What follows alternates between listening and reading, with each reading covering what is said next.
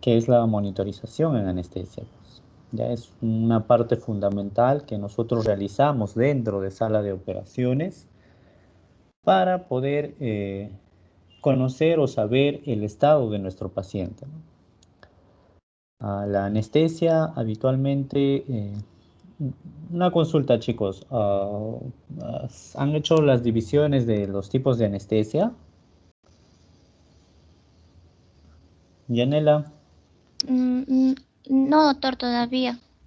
ya, ok, entonces van a estar un poco perdidos cuando hablemos de eso.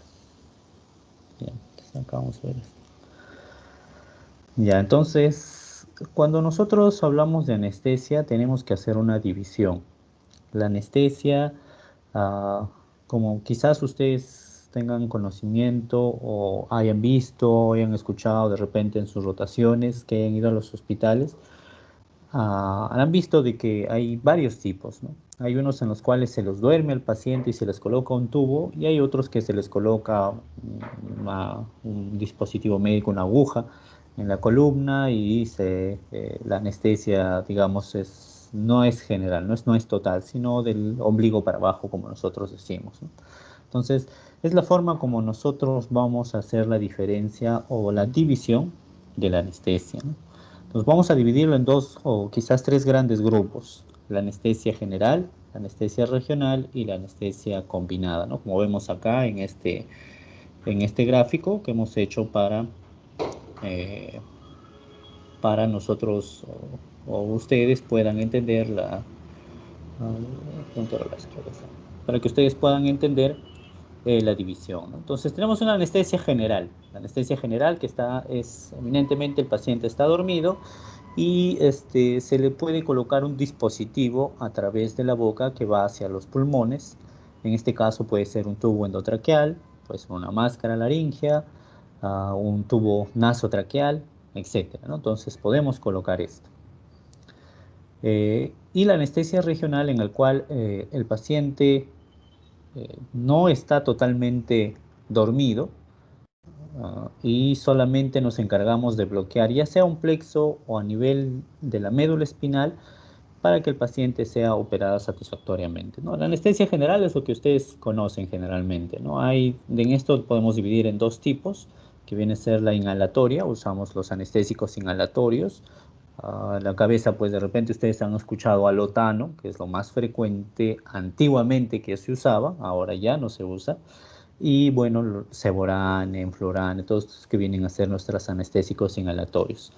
Lo otro es dar una anestesia general solo eminentemente con anestésicos endovenosos, es decir, no coloco nada por la vía aérea y todo lo coloco por un acceso venoso. Y lo que más frecuente usamos es una balanceada, es decir, usamos parte de anestesia endovenosa y parte de anestesia inhalatoria. Entonces, estas vienen a ser las divisiones de la anestesia general. La anestesia regional, como les digo, no es necesario que el paciente esté dormido totalmente, ¿ya? Entonces, dentro de esto vamos a tener dos tipos. La neuroaxial es la que colocamos en la columna vertebral, a nivel de la médula, a nivel del espacio epidural, a nivel del espacio raquídeo, o los bloqueos periféricos. Del neuroaxial lo vamos a dividir en dos, y esto lo vamos a ver en la clase que hoy día también vamos a hacer, que es la anestesia intradural y la epidural, ¿no? A esta intradural también se le conoce como espinal, raquídea, ¿no? Y los bloqueos periféricos es aquella que solo logramos, digamos, el bloqueo del plexo braquial, ¿no? O el plexo lumbar, o el nervio ciático popliteo, o el nervio cubital o radial. Solo queremos bloquear ese determinados nervios. Entonces logramos con este tipo de bloqueo, ¿no? Y la combinada es cuando hacemos estas dos, ¿no? Entre la anestesia general y la anestesia regional. Entonces, bueno, ustedes se preguntarán, pero doctor, ¿cómo es que podemos hacer combinada, no? Si usamos lo uno y no podemos usar lo otro. No, es que hay veces balanceamos, ¿no? Hay cirugías altamente dolorosas, por decir una cirugía de páncreas, que es una cirugía larga, que presenta mucho dolor en el postoperatorio y dentro del intraoperatorio necesitamos también que se mantenga con una estabilidad. Entonces, pero no podemos darle solo una anestesia regional porque el paciente necesita estar relajado. Ustedes ya han hecho su clase de relajantes neuromusculares. Entonces podemos usar los beneficios de la anestesia regional, pero con un paciente dormido, ¿no? Que esté dormido totalmente mediante una anestesia general, ¿no? Entonces podemos hacer la combinación de estos dos tipos de anestésicos. O podemos hacer, ¿no?, un bloqueo a nivel para una cirugía de hombro. Habitualmente hacemos un bloqueo del plexo braquial, pero muchas veces necesitamos que este paciente esté también relajado, porque probablemente van a hacer maniobras dentro de la articulación genumeral. Entonces necesitamos que nuestro paciente esté relajado, ¿no? Entonces, mediante esto también nosotros podemos asegurar o mejorar el dolor postoperatorio en estos pacientes, ¿ya? Entonces, esto viene a ser una división de cómo nosotros vemos a la anestesia y podemos manejar a la anestesia, ¿ok? Entonces, para todos estos tipos de anestesia, nosotros tenemos que hacer la monitorización. No podemos agarrar y meterle un tubo a un paciente a las vías respiratorias sin previamente haber visto cómo está su oxigenación. No podemos colocar un bloqueo a un paciente si previamente no sabemos cómo está su oxigenación, cómo está su presión, cómo está funcionando su corazón, etc. ¿Por qué? Porque ustedes también creo que han hecho sus clases de complicaciones anestésicas, chicos. Como Sí, seminario. Como seminario, ¿no? Complicaciones. pero Ya, como seminario, ¿no? Ya. Entonces, nuestro acto anestésico no está exento de complicaciones. Lamentablemente, nuestra complicación, digamos, más terrible que nosotros tenemos es un paro cardiorrespiratorio, ¿no? Y que conlleva, si es que no sale de esto, a la muerte, ¿no? Nosotros habitualmente tenemos los minutos para actuar, son escasos para nosotros. Si queremos rescatar una vía aérea, a lo mucho tenemos 5 minutos para poder rescatar esa vía aérea. No tenemos más tiempo. Si no rescatamos durante esos 5 minutos, el paciente puede quedar con una encefalopatía hipóxico-isquémica. Entonces, nuestro tiempo para nosotros actuar son escasos, ¿no?, en este tipo de complicaciones. Entonces, nosotros, para ver estas complicaciones, habitualmente usamos nuestro monitor. Nuestro monitor es nuestro guía, nuestro monitor nos informa constantemente qué es lo que está sucediendo con este paciente.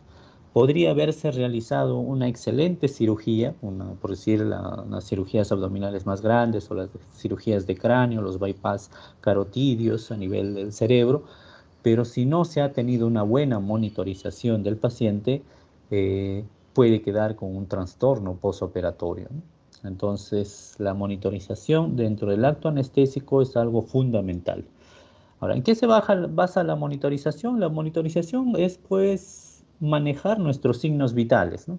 Probablemente ustedes en sus clases que ya hayan tenido en fisiología, semiología, primeros auxilios, en los cursos previos, ustedes hayan conocido los signos vitales, ¿no?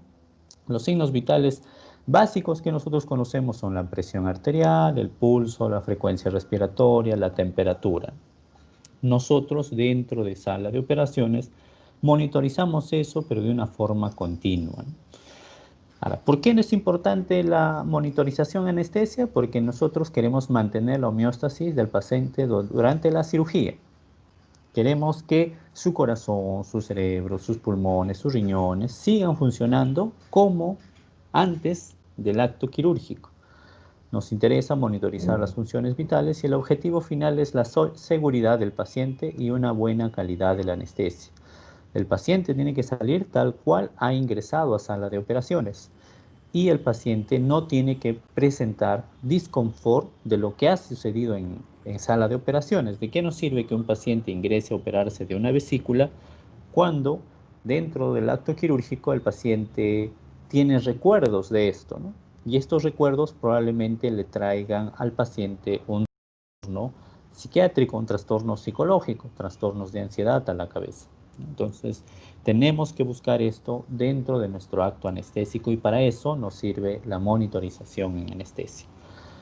Entonces, esta monitorización de la anestesia se ha llegado en consenso, ¿no? Consensos de las sociedades. Ustedes saben que ahora existen sociedades que se encargan de regular los diferentes actos médicos que nosotros realizamos. Entonces hay sociedades españolas, sociedades latinoamericanas, sociedades americanas que realizan este tipo de consensos, y las cuales han llegado a que mínimo durante un acto anestésico nosotros lo que tenemos que asegurar es la oxigenación. ¿Por qué? Porque nosotros estamos trabajando con la vía aérea de los pacientes. Al asegurar la oxigenación, no solo tenemos que asegurar que el oxígeno lleve al paciente, sino que el paciente también tenga una buena ventilación.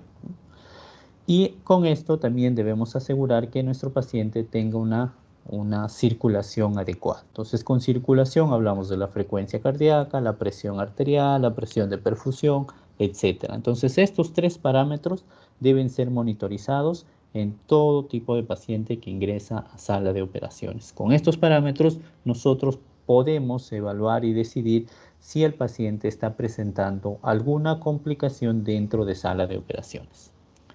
Entonces vamos a empezar con la monitorización de la oxigenación, y ustedes van a responder de que tenemos generalmente dos tipos de monitorización. Uno que viene a ser la oximetría, que probablemente ustedes ya hayan conocido por este tipo de pandemia, y también previamente, ¿no? El famoso saturómetro, ¿no? Habitualmente nosotros saturamos de 92 para arriba, al 100%, y esta nos está midiendo la cantidad o la concentración de oxígeno que va a tener la hemoglobina. Recuerden ustedes que la hemoglobina es la principal molécula transportadora de oxígeno. Y bueno, con esto también tenemos que monitorizar la concentración de oxígeno en el gas inspirado. ¿Ustedes recuerdan cuánto es la concentración o el FiO2 del medio ambiente? A ver, ¿alguien por ahí? 21%. Ya está, muy bien. Es algo, digamos, ya es algo conocido por ustedes, la fracción inspiratoria de oxígeno. Entonces, nosotros tenemos que asegurar la cantidad de oxígeno que vamos a dar a nuestro paciente. En sala de operaciones, probablemente su clase de oxigenoterapia también hayan visto, de que nosotros podemos modificar esto usando una cánula binasal, una máscara de reservorio, unas cánulas de alto flujo y el propio ventilador mecánico. Entonces, con eso nosotros podemos mejorar la cantidad o la concentración de oxígeno, llevando del 21% hasta el 100%.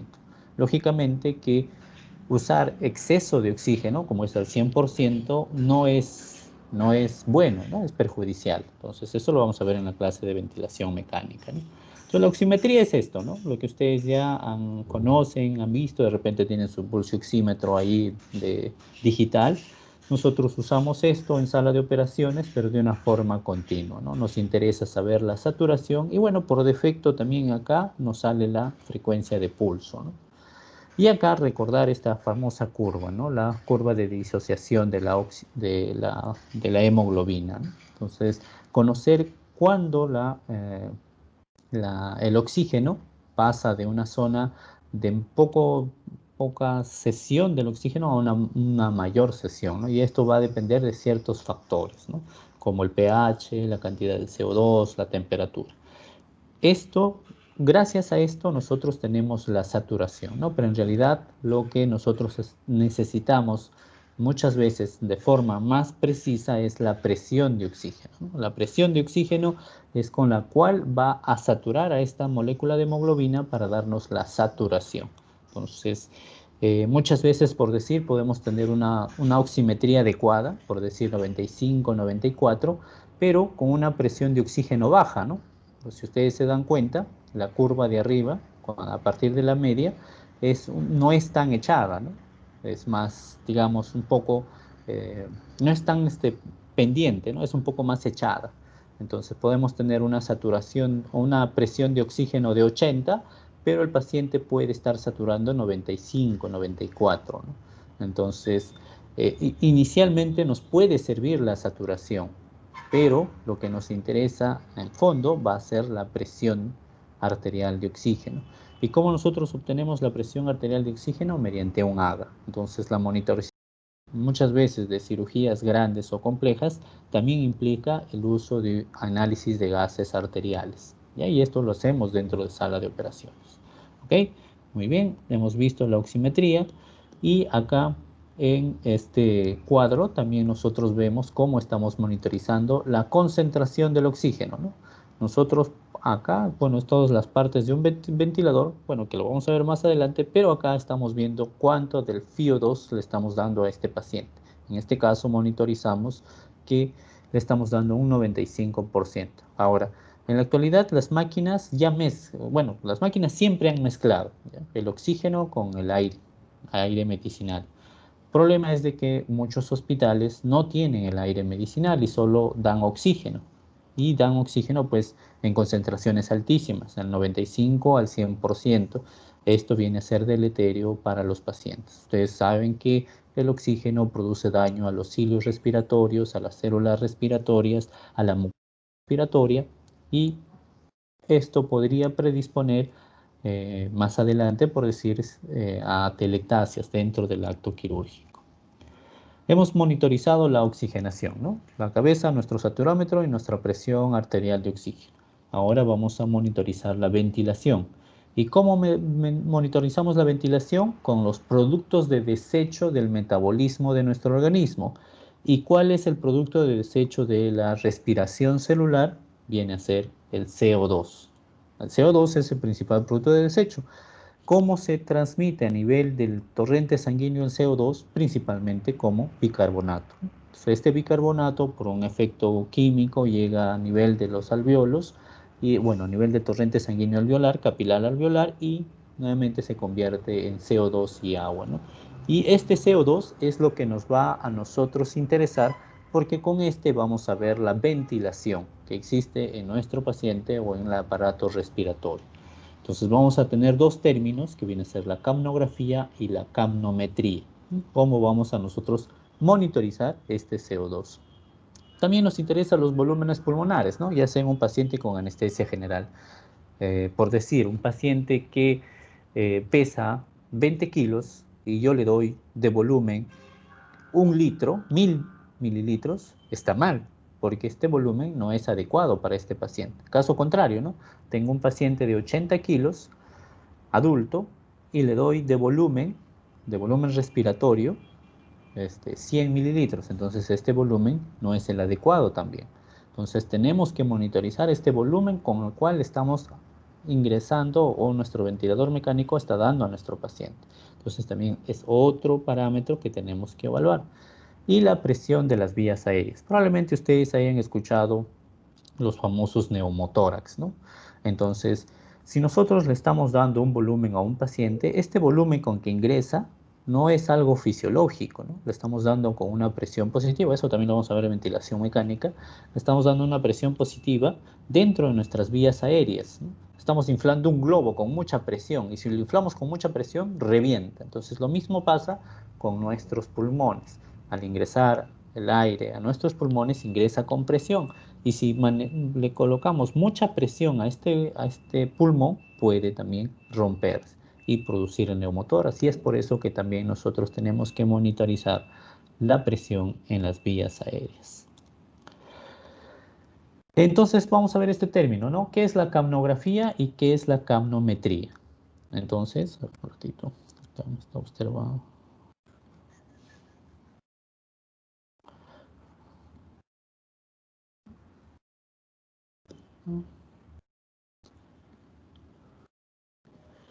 Entonces, la capnometría es el valor máximo y mínimo de CO2.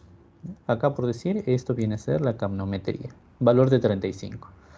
Ustedes también van a recordar que en el AGA, cuando ustedes hacen un análisis del AGA, el análisis de gases arteriales, van a ver que hay varios valores, ¿no? pH, presión de oxígeno y presión de CO2, ¿no? Ustedes recuerden que los valores normales son entre 35 y 45 milímetros de mercurio. Esos valores también nosotros lo podemos observar en nuestro ventilador, pero en este caso ya se llama la capnometría y nosotros observamos también esto, ¿no? En este caso, por decir, nos da 35. Recordar que los valores a nivel de la capnometría, es decir, a nivel del aparato respiratorio, cuando yo coloco un tubo, van a ser aproximadamente más o menos 10 milímetros de mercurio. Es decir, si en mi haga está en 45 milímetros de mercurio la presión de CO2, a nivel de mi capnometría estará aproximadamente menos 10, ¿no? En este caso 35, que son viene a estar dentro de los límites normales, ¿no?, de la concentración del CO2. Entonces, esta capnometría nos mide los valores máximos y mínimos del CO2. Y la capnografía nos representa la onda, ¿no? Ustedes ven acá esta onda nos ve cómo está ventilando nuestra paciente, es la capnografía. ¿Por qué es importante ahora tanto uno como el otro? Uno nos da el valor numérico, lo que queremos saber, ¿no? Con cuánto de CO2 está nuestro paciente. Y el otro nos indica cómo está expirando nuestro paciente. Ustedes recuerden que en la fase expiratoria de la respiración estamos eliminando CO2, ¿no? Y en esta nosotros evaluamos ahí esta forma de la curva del CO2 para ver qué tipo de problemas se estuviera presentando durante la anestesia. En este caso, anestesia general, ¿no? Para que tengamos capnografía, tenemos que colocarle un tubo endotraqueal. Entonces, vamos a evaluar ahí la capnografía. Acá vemos este dibujo. Podemos dividir a esta onda en la fase expiratoria y la fase inspiratoria de cualquier ciclo respiratorio. Nosotros evaluamos, ¿no?, esta onda y con nosotros podemos deducir si existe alguna complicación. Muchas veces esta onda puede presentar una pendiente, en este caso estamos viendo que hay una obstrucción de las vías aéreas, una pendiente. Ahora, un signo muy importante cuando nosotros vamos a intubar a un paciente y tenemos que confirmar que efectivamente el tubo está en vía aérea, siempre le preguntábamos a los chicos, ¿no?, ¿cuál es la principal forma de nosotros evaluar de que hemos intubado a un paciente? Entonces muchos me decían, bueno, doctores, auscultamos, ¿no? Agarramos nuestros otoscopios y auscultamos. Ya, sí, pero puede ser que hayas intubado esófago, o sea, que hayas ido a la parte donde no debes estar, y el paciente siga respirando, ¿no? Entonces va a haber todavía pasaje de aire hacia los pulmones y tú vas a escuchar eso y vas a pensar que efectivamente sí estás en pulmón, ¿no? Lo otro que me dijeron es la saturación. No, la saturación no. La saturación se va a mantener en valores normales a pesar de que ustedes hayan intubado esófago. ¿Por qué? Porque la saturación del oxígeno aún va a perdurar. Con esa saturación va aproximadamente de 3 a 5 minutos. Entonces, nosotros, ¿cómo confirmamos que efectivamente el tubo está dentro de las vías respiratorias? Con la presencia de las ondas de CO2. Tenemos que evaluar esta onda y si existe la presencia de esta onda de CO2, vamos a ver que efectivamente nuestro tubo endotraqueal está donde debe estar, en este caso el tracto respiratorio. El único lugar donde se va a producir la eliminación, la eliminación principal del CO2 va a ser a nivel de los pulmones y es por eso que nosotros confirmamos la intubación orotraqueal con la curva de CO2. ¿Ok? Los volúmenes pulmonares, como ya les estaba diciendo, tenemos que controlar eso, ¿no? Ustedes se recuerdan de la ventilación, la ventilación minuto o la ventilación inspiratoria, ¿no? El volumen tidal, ¿no?, lo que respiramos nosotros en cada respiración, ¿no?, para la redundancia. ¿Cuánto de volumen nosotros hacemos en nuestra inspiración, ¿no? Aproximadamente es un volumen de 500 mililitros. Pero si nosotros lo queremos sacar por kilo de peso, es más o menos de 6 mililitros por kilo a 10 mililitros por kilo. Es decir, si ustedes pesan 70 kilos, su ventilación probablemente, si nosotros lo multiplicamos por 10, sería 700 mililitros. ¿Ya? Entonces eso también tenemos que controlar, ¿no? Ahora, si un niño pesa 20 kilos, el volumen que le tenemos que dar es a 10 mililitros por kilo, ¿no? Entonces sería 200 mililitros. Si un niño pesa 10 kilos, los lactantes o un neonato, ¿no? Bueno, un neonato ya se maneja otro que no es tema de la clase, a un niño de 10 kilos, ¿cuánto es el volumen que tenemos que dar? 100 mililitros, ¿no? Multiplicando por 10. Entonces nosotros tenemos que evaluar esto. ¿Y cómo nosotros evaluamos acá en nuestro monitor? Acá nos da, ¿no?, el volumen tidal, ¿no? ¿Cuánto le estamos dando por cada inspiración? 600 mililitros. Tenemos que evaluar la frecuencia, ¿no? Nosotros habitualmente respiramos entre 12 y 20 respiraciones, ¿no? Y tenemos que evaluar también nuestra frecuencia.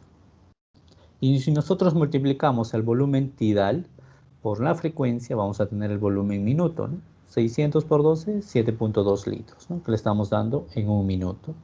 Y evaluamos las presiones, entonces esto también lo vamos a ver en la clase de ventilación mecánica. Evaluamos la presión pico, con cuánto está llegando a las vías respiratorias, la presión plató, el PIB, que es importante. Entonces tenemos que evaluar también estas partes en nuestro ventilador. Hemos visto la parte respiratoria, ahora vamos a ver la parte circulatoria, ¿no? Tenemos que también dentro de nuestro monitor tener nuestro trazado continuo del EKG y evaluar nuestra presión arterial. Las dos partes fundamentales para evaluar la actividad eléctrica o la actividad cardíaca. Habitualmente tenemos esto, ¿no? Es un monitor, tenemos nuestra frecuencia cardíaca, con nuestro EKG, y ahí nosotros evaluamos qué función tiene. Acá probablemente nuestro paciente esté haciendo una taquicardia supraventricular. Tenemos acá otro caso en el cual nuestro paciente está teniendo una taquicardia ventricular, ¿no? Una taquicardia ventricular, entra ritmo, nuevamente taquicardia ventricular.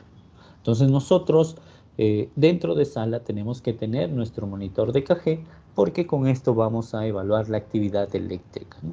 Ustedes ya conocen que tenemos la onda P, el complejo QRS y la onda T. Dentro de sala también evaluamos. Ahora, con este monitor no podemos tener una medición exacta, ¿no? En tal caso, si nosotros queremos tener una medición exacta, tenemos un monitor al costado de la máquina donde podemos imprimir este EKG para nosotros hacer una evaluación exacta de lo que está sucediendo, si existe un supra, un infradesnivel a nivel del segmento ST, o existe una variación en las ondas P, los cuales nos estarían informando que hay un proceso de isquemia dentro de sala de operaciones. Y la presión arterial, bueno, es otro también fundamental, porque no solo tenemos que saber que nuestro corazón late o que nuestro corazón tenga actividad eléctrica, también tenemos que saber la parte mecánica, ¿no? Que este corazón que está latiendo está teniendo una actividad mecánica, en este caso que viene a ser la fuerza con la cual se está transmitiendo hacia las arterias, ¿no? ¿Cómo podemos hacer la evaluación? Podemos hacerlo de una forma no invasiva, ¿no? El famoso PANI, presión arterial no invasiva. Colocamos el famoso manguito, nuestra manómetro de mercurio, inflamos y hacemos nuestra auscultación. Ahora los monitores ya lo hacen de forma digital. Solamente presionamos el botoncito de tomar la presión y automáticamente se infla y sensa, ¿no? Sensa y nos sale un valor, ¿no? 120/70, 110/70, etc. Esta viene a ser la presión arterial no invasiva que generalmente usamos en cirugías comunes, ¿no? Vesículas, apéndices. Ahora, ¿qué pasa cuando tenemos cirugías donde hay alto riesgo de sangrado? Son cirugías complejas o son cirugías prolongadas. Ya no podemos usar este tipo de monitor. ¿Por qué? Porque esta tiene sus limitaciones. En este caso ya usamos la presión arterial invasiva. Colocamos un catéter dentro de la arteria, ¿ya? Un catéter dentro de la arteria. Y generalmente puede ser la arteria radial, puede ser la arteria cubital, la arteria humeral, la arteria femoral, ¿ya? Estas arterias periféricas podemos usar, y mediante un sensor convierte esta actividad mecánica en una actividad eléctrica y esta nos transmite a nuestro monitor. Y en nuestro monitor vemos un trazado continuo de la presión arterial. ¿Qué viene a ser esta, no? Esta viene a ser una presión arterial invasiva, porque me da latido a latido, me está dando cuánto de presión tiene este paciente. Y gracias a ello también yo puedo evaluar que estos latidos de acá que se presentan vienen a ser latidos que no tienen actividad eléctrica o están produciendo una alteración en el corazón, ¿no? Ustedes ven latido, presión, latido, presión, latido, presión, latido, presión, y acá se sobremonta, ¿no? Un latido. Acá producen distorsión, ¿no? Todos estos latidos en el corazón, esta actividad eléctrica producen distorsión y muchos de estos no se transmiten a nivel de las arterias y están produciendo alteraciones mecánicas, ¿no? Si nosotros vemos acá, y ustedes recuerden, ahora de su seminario de RCP creo, vamos a ver que tenemos los 4 principales tipos de paro cardíaco, ¿no? Uno de ellos es una taquicardia ventricular. Y si ustedes ven esta taquicardia ventricular, la actividad mecánica está abolida, ¿no? Se abole la actividad mecánica. A diferencia de lo que viene a ser un latido normal, donde existe actividad mecánica. Entonces, ahí es donde nos interesa o nos es de mucha utilidad usar este tipo de monitorización, que viene a ser la línea arterial invasiva, la presión arterial invasiva. ¿Ok? Si ustedes se han percatado también, acá, en este monitor, vamos a tener acá nuestro saturómetro, ¿no? Y probablemente ustedes tengan su saturómetro digital y van a ver que le sale una onda, ¿no? Le sale una onda. En su monitor digital también le sale una ondita, ¿no? Es la transmisión del pulso arterial, ¿no? Es lo que está sensando también nuestro saturómetro, pero solo nos está sirviendo para ver la saturación, más no la presión. Nos sirve para ver, ¿no? Ustedes ven, ¿no? La onda que se correlaciona con la onda de la presión arterial, ¿no? Pero en este caso solo estamos viendo el pulso arterial, nada más, ¿ya? Y esta pulso arterial nos puede informar acerca de la microcirculación, ¿verdad? La microcirculación que existe en nuestro pulpejo del dedo, ¿no? Entonces nos está informando de eso. En monitores un poco más avanzados, esta microcirculación es importante porque al fin y al cabo lo que nosotros queremos asegurar con nuestra presión arterial es una buena perfusión celular, ¿no? Entonces, ¿cómo nosotros evaluamos esa perfusión celular? Mediante la microcirculación. ¿Y cómo podemos evaluar nuestra microcirculación? Probablemente con este pulso periférico, nuestra onda de pulso, ¿no? Pero ahorita, para fines prácticos, nos interesa solo la saturación, ¿no? La saturación, la presión arterial, la frecuencia cardíaca. Tenemos otros parámetros, ¿ya? No solo estos parámetros fundamentales que hemos visto son los que nos interesan. Ustedes se han dado cuenta que las sociedades son las que nos recomiendan, ¿no? Que tenemos que tener en todo paciente que va a ser intervenido. Pero nosotros podemos usar otros parámetros adicionales para poder asegurar nuestro acto anestésico.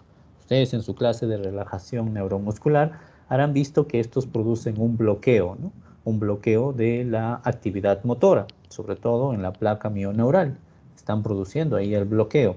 Entonces, si este fármaco persiste en esta placa mioneural, mi paciente probablemente no pueda mover los músculos. Y el principal músculo que a nosotros nos interesa dentro del acto quirúrgico, no estoy diciendo que es el único, todos los demás músculos nos interesan, solo que el principal músculo es el diafragma. ¿Por qué el diafragma? Porque es el encargado de la ventilación. Entonces, si nuestro principal músculo, en este caso el diafragma, se encuentra sin este fármaco, ya libre de este fármaco, va a funcionar adecuadamente. Entonces, en la actualidad tenemos estos monitores para ver si efectivamente este fármaco ya no se encuentra en estas uniones neuromusculares, o la cantidad que se encuentra es la mínima, ¿no? Entonces podemos monitorizar la relajación muscular. Una complicación de la relajación muscular es que el paciente no ventile adecuadamente y se ha intubado nuevamente, ¿no? Bueno, tenemos que monitorizar otros parámetros, en este caso también los agentes anestésicos. ¿Por qué? Porque no puedo agarrar y colocarle todo el agente anestésico a mi paciente, la dosis que no sé, etcétera, ¿no? Entonces tengo que saber cuánta dosis le estoy dando a mi paciente. La profundidad anestésica, esto últimamente en boga está muy presente. ¿Por qué? Por el famoso despertar intraoperatorio. A nadie nos gustaría que estemos bajo anestesia general, pero estemos escuchando, oyendo o recordamos cosas que han pasado dentro de sala, ¿no? O tengamos ese dolor, ¿no? O recordemos el dolor que ha habido dentro de sala de operaciones. Y bueno, la temperatura corporal, que también es muy importante en cirugías prolongadas y en las edades, en los neonatos, lactantes y niños. ¿Por qué? Porque esta temperatura produce también cambios tanto en nuestro sistema de coagulación, en nuestro funcionamiento celular, que pudieran producir alteraciones. Y también es una causa de un paro cardiorrespiratorio, ¿no? La hipotermia. Entonces, en sala de operaciones, los que ustedes hayan entrado, generalmente van a notar que se maneja una temperatura fría. Generalmente estamos a 17 grados, 18 grados, ¿no? Entonces, el paciente habitualmente está totalmente desnudo. Pongamos una cirugía de abdomen, con el abdomen, con apertura del abdomen, con las vísceras afuera y una gran pérdida de fluidos, de líquidos, y encima el paciente se encuentra frío, ¿no? Entonces, esto produce también alteraciones en el paciente. ¿Cómo monitorizamos la relajación muscular? Usamos un aparatito que se llama el índice de 4, tren de 4. Se coloca unos electrodos, los cuales van a simular la descarga eléctrica que el cerebro produce. En este caso, simulan una descarga, en este caso a nivel del nervio cubital. Y esto se evalúa mediante la contracción de la mano, ¿no? Entonces nos dan unos valores, ¿no? Si esta contracción es adecuada, podemos decir que efectivamente ya no hay relajante neuromuscular, y si la contracción no es adecuada, el paciente todavía presenta relajantes neuromusculares, ¿no? Y con este monitor, bueno, también tenemos sensores que podemos colocar a nivel de la boca, a nivel de la nariz, la temperatura, ¿no? En este caso, por decir, este monitor nos sirve tanto para la relajación muscular y la temperatura. En este caso, por decir, el paciente está en 35.8. La profundidad anestésica, ¿no? Es lo que les estaba comentando. Saber que efectivamente el paciente que está dormido dentro de sala de operaciones está bajo efectos de la anestesia, ¿no? Está en un buen plano anestésico. No está medio dormido, ni tampoco está con una profundidad anestésica tan baja que podría estar en un coma, ¿no? Entonces, nosotros evaluamos esto mediante un índice biespectral, la cual evalúa las ondas encefalográficas del cerebro, específicamente dos ondas encefalográficas, los cuales nos da un valor, ¿no? Y acá tenemos esos valores. El BIS habitualmente se tiene que mantener entre 40 y 60, ¿no? El índice biespectral entre 40 y 60, a lo cual decimos que está en anestesia general, ¿no? Es un estado hipnótico moderado en este caso. Por encima de 60, el paciente está como en una sedación profunda o una sedación ligera, que cualquier estímulo lo puede despertar al paciente. Puede haber riesgo de recuerdos intraoperatorios, ¿no? Y por debajo de 40, bueno, ustedes dirán, pero doctor, nos aseguramos y lo ponemos menos de 40 para que el paciente absolutamente no tenga ningún recuerdo. No, tampoco es bueno, porque al hacer esto nosotros estamos alterando la irrigación cerebral, ¿ya? La irrigación cerebral está dado generalmente, pues bueno, por la circulación cerebral, y si nosotros profundizamos nuestro acto anestésico, podemos producir isquemia cerebral. Entonces, el paciente puede tener zonas afectadas por la isquemia cerebral. Entonces, puede haber trastornos postoperatorios, ¿no? Entonces, tampoco no nos conviene que el índice biespectral esté por menos de 40. ¿Ya? ¿Ok?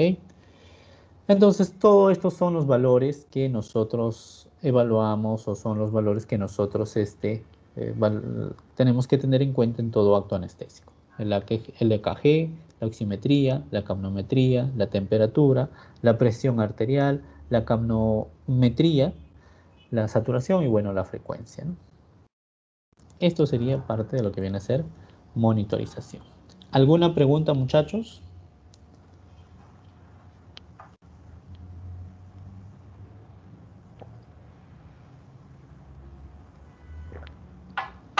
¿Duda? ¿Todo claro? Parece que todo claro, doctor. Ya, Sí. parece que todo está claro. Muy bien. Ya. Bueno, en realidad es un tema introductorio, es un tema general que tenemos que conocer, pero es muy importante conocer las cosas que tenemos que monitorizar dentro de sala de operaciones. ¿Ok? Bueno, vamos a ver el otro tema.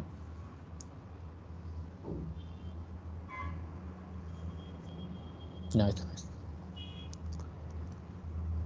Ah, este es.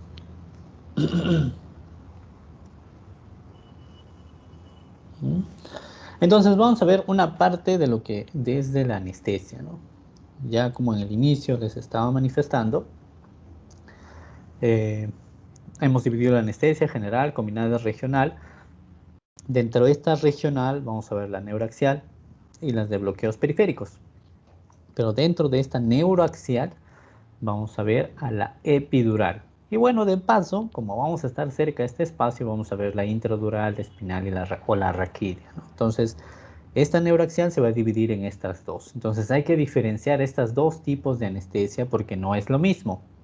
Una anestesia epidural, bueno, como su nombre dice, está encima de la dura madre, y la intradural que está dentro de la dura madre. Eso va a ser la principal diferencia. Y ahora la vamos a ver, pues, ¿ya?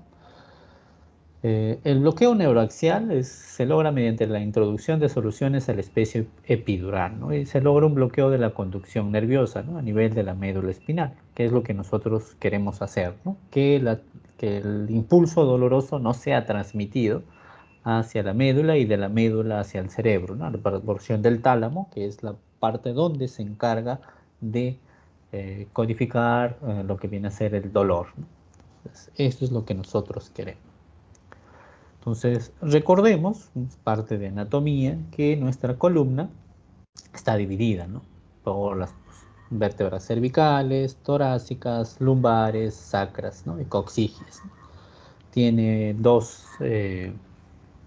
ah, dos ondulaciones, en este caso, una sifosis dorsal, una lordosis cervical y una lordosis lumbar, pues, ¿no? Entonces, es algo de la estructura normal de la columna vertebral.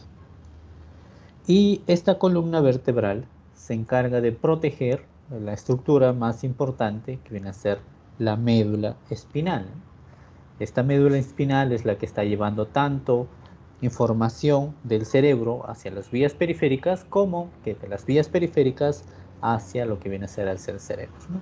Recordemos que la raíz anterior generalmente son fibras eferentes y las fibras posteriores o la raíz posterior son fibras aferentes, ¿no? Recordamos eso y vamos a ver estructuras que van a proteger a esta médula espinal, ¿no? Siendo la principal estructura que va a proteger viene a ser la columna, en este caso las vértebras, que es la estructura ósea, ¿no? Esta médula espinal va a tener irrigación también, ¿no? Va a tener irrigación, va a tener estructuras que lo protegen, tejido adiposo, que se encuentran alrededor de la médula espinal. Entonces, a nosotros lo que nos interesa mucho es la médula espinal. Saber y conocer dónde, bueno, esto empieza a nivel de la porción del atlas axis y va a terminar aproximadamente a nivel de L1 y L2. Entonces es muy importante esto. En los niños esto puede estar por el tamaño, por el desarrollo, un poco más descendido a nivel de L3. Entonces recordar que esta médula viene del bulbo hasta el nivel de L1 y L2, donde está terminando y ahí se está formando lo que viene a ser la cola de caballo o el filum terminal, ¿no? Está formándose lo que viene a ser eh,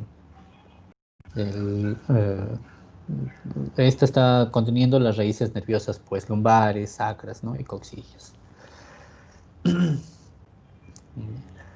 Ah, es importante recordar esto, chicos, ¿ya? Entonces, probablemente en sus exámenes se les preguntan dónde termina la médula espinal, es a nivel de L1 y L2, ¿no? Ahorita vamos a ver la importancia de saber esto. ¿Qué estructuras van a cubrir a lo que viene a la médula espinal? La parte más interna va a ser la que está en contacto con la médula, la pía madre. La más externa y la más dura viene a ser la dura madre, y entre estas va a estar la aracnoides, ¿no? Esta pía madre en la parte final va a formar el filum terminale, que viene a ser esta estructura, el filum terminale, cuya función es anclar la médula, ¿no?, a nivel de la porción sacrococcígea. Y la estamos viendo de la parte más interna, la médula espinal, las estructuras que la protegen, y vamos a ver las partes óseas y tendinosas, ¿no? Entonces vamos a ver que con la columna vertebral, las vértebras van a proteger, y estas van a tener uniones, ¿no? Uniones que mantienen fijo a la columna vertebral.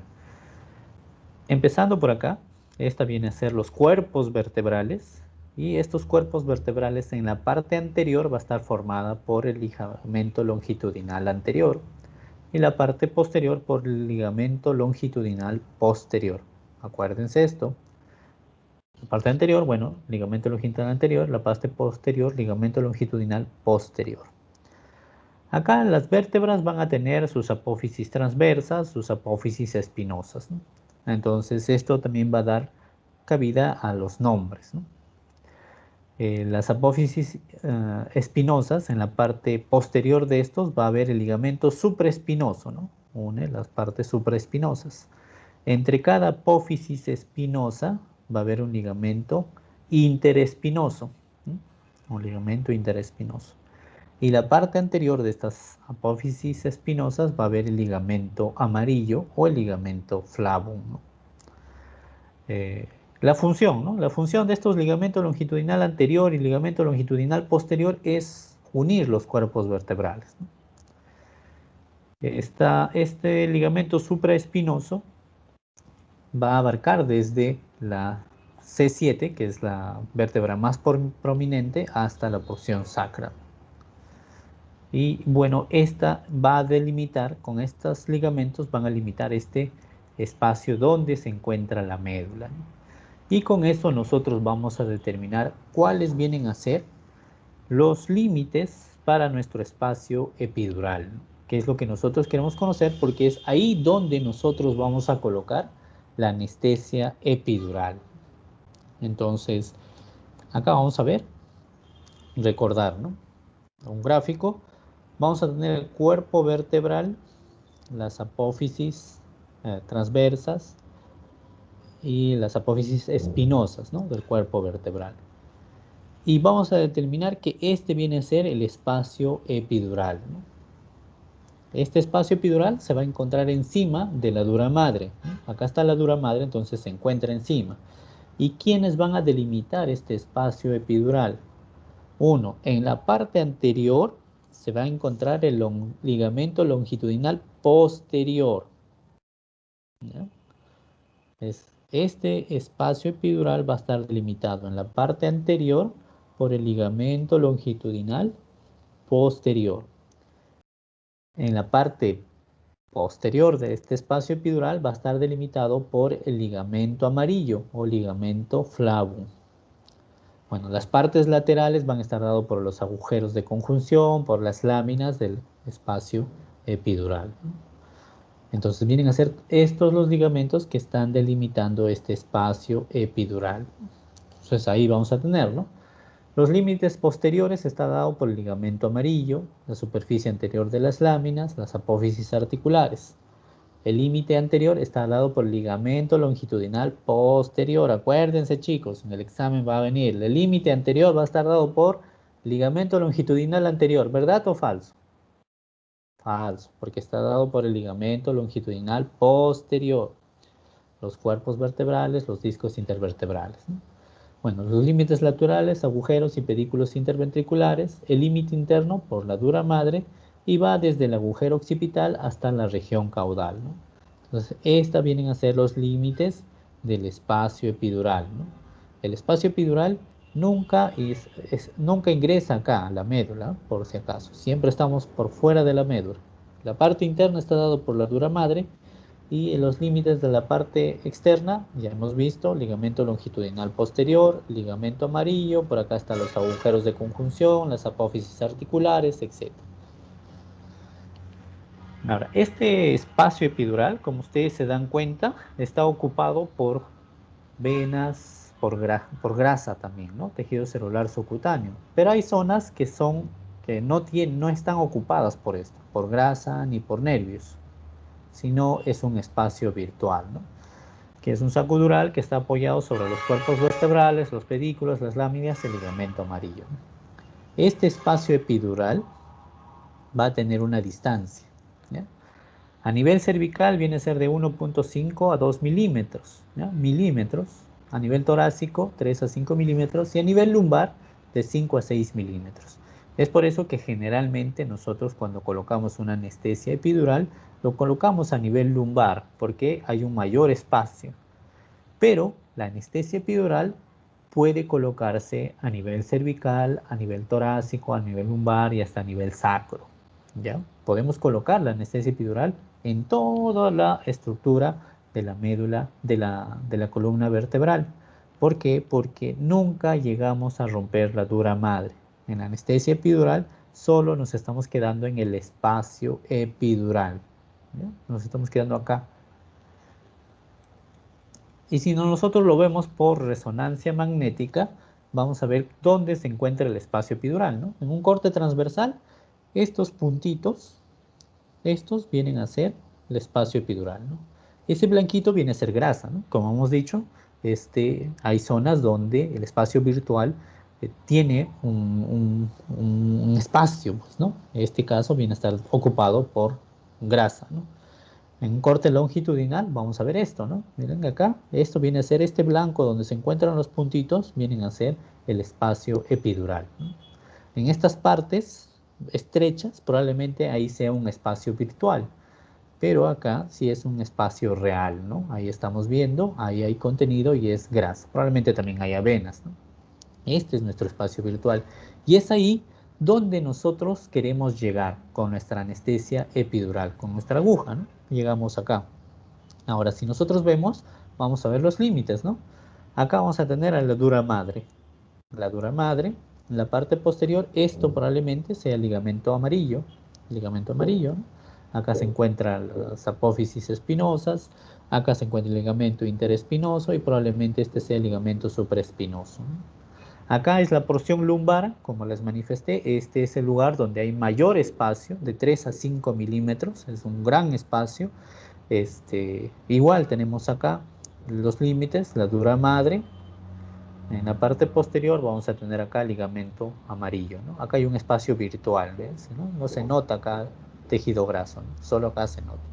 Entonces, cuando nosotros colocamos la anestesia epidural, la podemos colocar, esto es probablemente a un nivel torácico alto, torácico medio y este es lumbar, podemos colocarlo desde la porción cervical, la porción torácica y la porción lumbar, nuestra anestesia, ¿okay?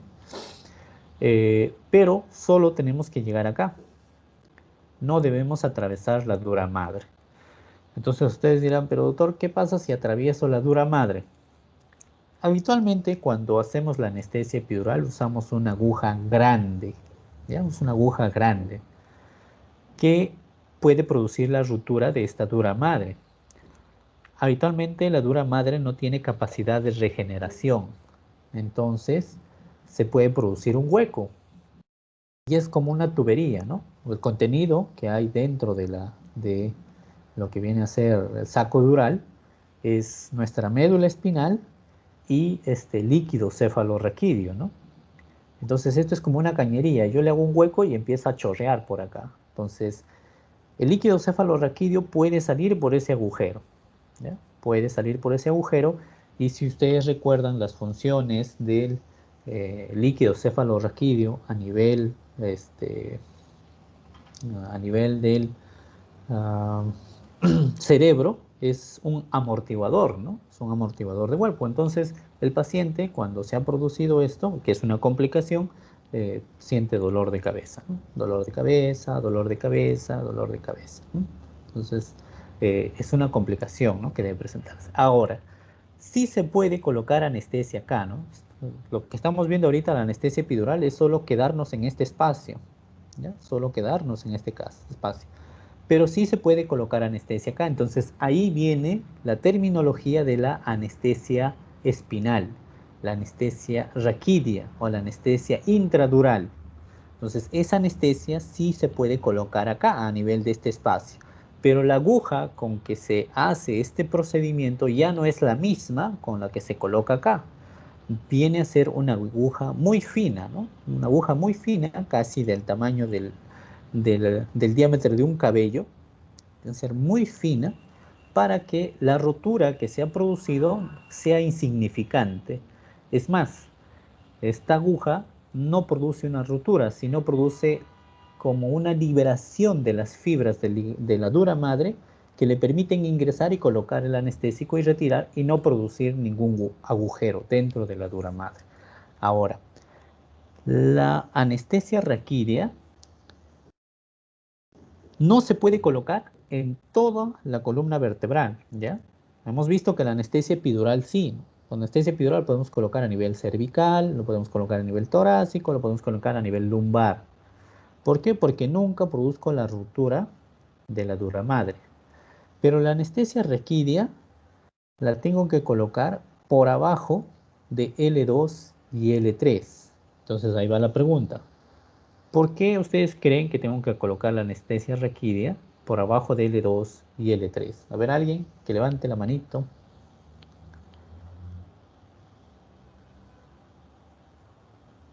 Ya, Jesús, dime. Porque a ese nivel ya no está la médula ósea. La médula espinal, no la Ah, médula médula ósea. espinal, perdón. Claro. Ya, muy bien, sí, efectivamente. Y esa era la importancia de esto, ¿no? Esa era la importancia de saber y conocer dónde termina la médula espinal. Esta está terminando a nivel de L1 y L2. Entonces, yo voy a romper la dura madre. Yo voy a romper esta dura madre.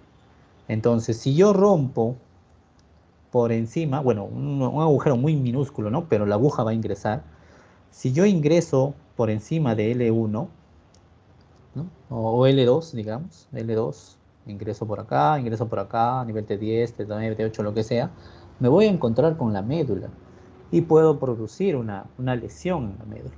Es por eso que la anestesia raquídea solo se coloca por abajo de L2. ¿No? L2, L3, L4, L5, ¿no? Por ahí solo se coloca la anestesia raquídea. Y este va a difundirse a los nervios directamente, ¿no? Eso también es otra característica que lo diferencia a la anestesia epidural de la anestesia raquídea. La anestesia raquídea, al estar directamente con los nervios, se necesita poco volumen, ¿ya? A diferencia de la anestesia epidural, que no va a estar directamente con los nervios, sino más bien va a tener una obstrucción por esta dura madre que va a estar cubriendo a los nervios, entonces necesito mayor volumen.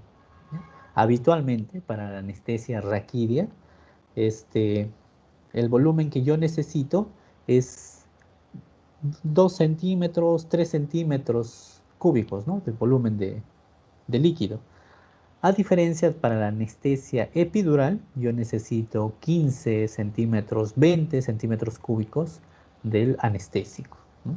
Entonces, esto también es una diferencia de la anestesia raquídea, espinal o intradural y de la anestesia epidural. ¿Ok? Muy bien. Ya, entonces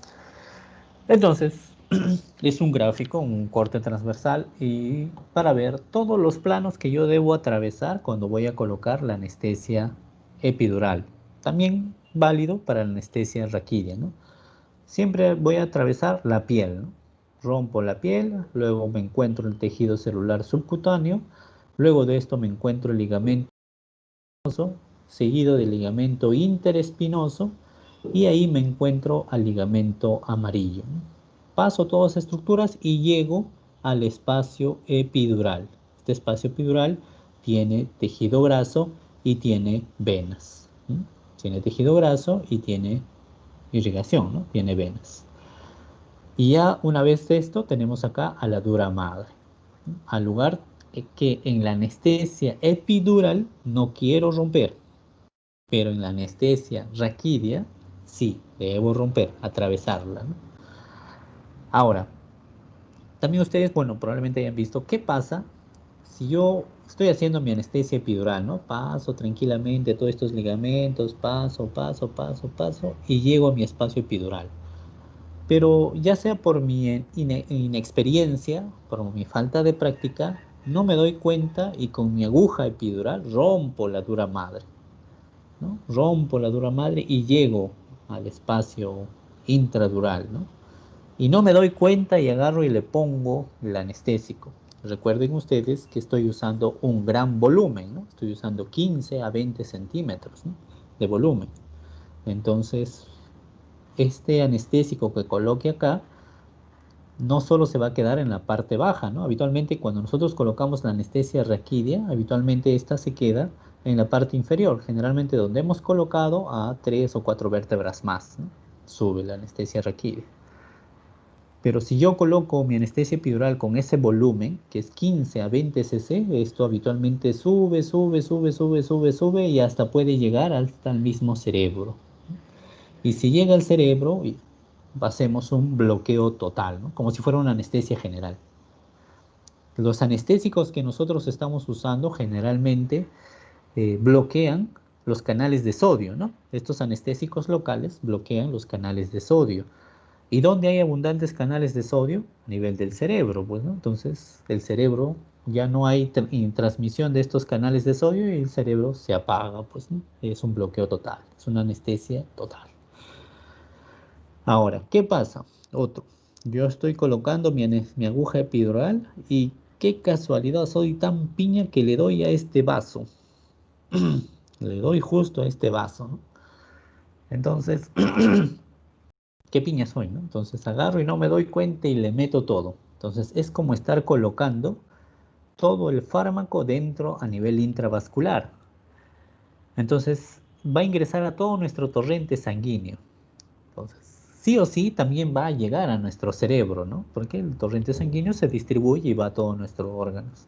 Entonces, ¿dónde hay gran cantidad de canales de sodio? Bueno, el cerebro, ¿no? Entonces, va al cerebro y paga pato, ¿no? El paciente en este caso ya no se duerme, ¿no? Ya no entra anestesia, sino que empieza a convulsionar. Y lo otro es que va hacia el corazón, ¿no?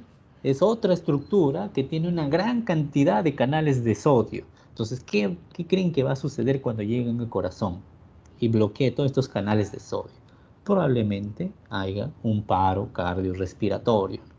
Entonces, cuando nosotros colocamos nuestra anestesia a este nivel, tanto a este nivel como a nivel epidural como anestesia a nivel raquídeo, tenemos que cerciorarnos de que no estemos en el lugar donde no debemos estar, porque las complicaciones generalmente son complicaciones fatales o terribles, ¿ya?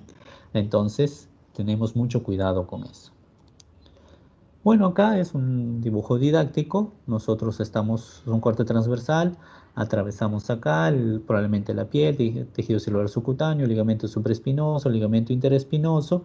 Este viene a ser el ligamento amarillo, este de acá, y llego acá que viene a ser el espacio epidural.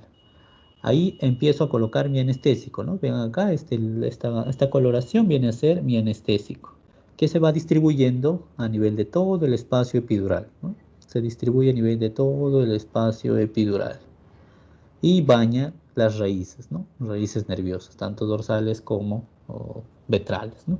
Y ahí sí produzco mi anestesia. En este caso es un corte longitudinal, igual, ¿no? Acá la piel, tejido celular cutáneo, ligamento supraespinoso, interespinoso, ligamento amarillo, y llego acá y ahí coloco mi anestésico, ¿no? Estoy colocando mi anestésico y paña las fibras ahí. Nunca estoy rompiendo la dura madre. Si fuera anestesia raquídea, sí, ¿no? Llego por acá, paso por acá y rompo la dura madre y acá coloco mi anestesia raquídea. Caso de la anestesia epidural, nunca robo la dura madre. Y probablemente este sea L1 y este L2, ¿no? ¿Por qué? Porque acá está terminando mi médula. Entonces, yo no puedo colocar por encima de L2 mi anestesia raquídea. Puedo colocar por abajo de L2. Por acá es la zona segura. A diferencia de la anestesia epidural que sí, puedo colocar por acá, puedo colocar por acá, porque nunca rompo la dura madre y solo me quedo en el espacio epidural. ¿Ok? Bueno, acá la técnica anestésica, bueno, ya es parte de la práctica, totalmente es un acto, tiene una curva de aprendizaje, etcétera, sentir los ligamentos, etcétera. Bueno, cuando nosotros vamos a colocar siempre tenemos que monitorizar al paciente por las cosas que les he comentado, ¿no? Porque hay complicaciones. El paciente se puede hacer paro, el paciente puede hacer actividad eléctrica, se puede chocar, etcétera. Siempre tener un acceso vascular, porque si mi paciente hace paro, ¿por dónde coloco mi adrenalina? ¿Por dónde coloco los fármacos que voy a usar, ¿no? Entonces, al menos debe ser una buena vía, un 18 Gauss, y preparar materiales para el manejo de la vía aérea. ¿Por qué? Porque ustedes ya saben que si yo coloco el anestésico donde no debo colocar, probablemente mi paciente o haga un bloqueo total o haga un paro, entonces voy a tener que instrumentar la vía aérea, ¿no? Entonces colocar un tubo. Siempre, a pesar de que es una anestesia regional, debo tener mis accesorios para el manejo de la vía aérea, ¿no?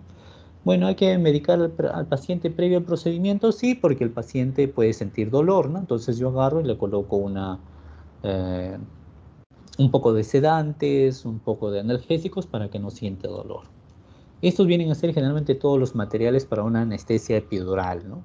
Usamos nuestra aguja, si ustedes ven, es una aguja grande, de calibre grande, a diferencia, por decir, de esta, ¿no? Este es un calibre 25, esta agujita, y esta aguja es calibre 18. Entonces, la aguja que nosotros usamos para la anestesia raquídea viene a ser de calibre 27, es decir, más delgada que esta, ¿no? Esta es 25, hay una 26 y una 27, que es muy delgada.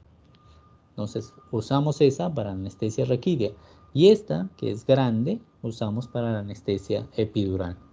Usamos esta jeringa especial, que viene a ser una jeringa de baja resistencia. ¿Por qué? Porque su émbolo no tiene tanta resistencia como esta jeringa.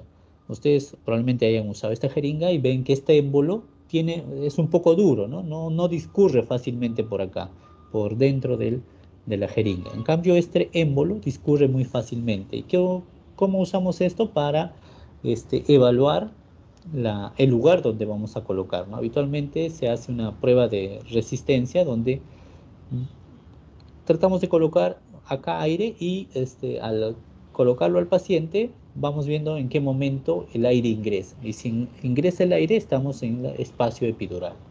Tenemos un catéter también, es un catéter que podemos colocarlo, ¿no? Podemos colocarlo, este catéter atraviesa esta aguja y lo podemos dejar ahí, este catéter. ¿Para qué? Porque de repente es una cirugía prolongada de 6 horas de miembro inferior, entonces mi anestésico tiene una vida media de aproximadamente 3 horas. Entonces no voy a volver a sentarlo nuevamente a mi paciente para poder colocar la anestesia, sino por este catéter nuevamente le coloco el anestésico. Bueno, estos son partes de este catéter epidural, que uno es el filtro y el otro es la zona donde se va a abocar la jeringa. Y bueno, las jeringuitas, las agujas, ¿no? Estas vienen a ser nuestra aguja epidural. Habitualmente nuestra aguja epidural ha pasado la historia ha pasado, ¿no? Para que sea la que actualmente usamos, que tiene que ser una punta, no debe ser una punta biselada, ¿no? Sino una punta roma. ¿Por qué? Porque si fuera una punta biselada, podemos romper pues la dura madre. Entonces es una punta biselada. ¿Ya? Es la famosa aguja Towi. ¿Ya? La anestesia epidural se da con la aguja Towi.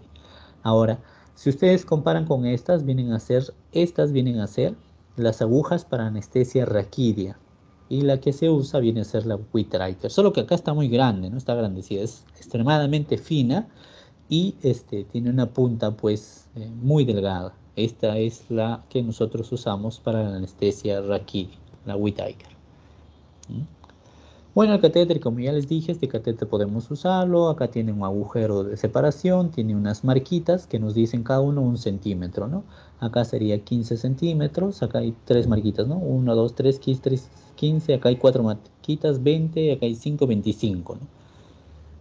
¿Y cómo podemos colocar al paciente? Ya sea por la practicidad, podemos colocarlos sentados o podemos colocarlos desde cúbito lateral, ¿ya?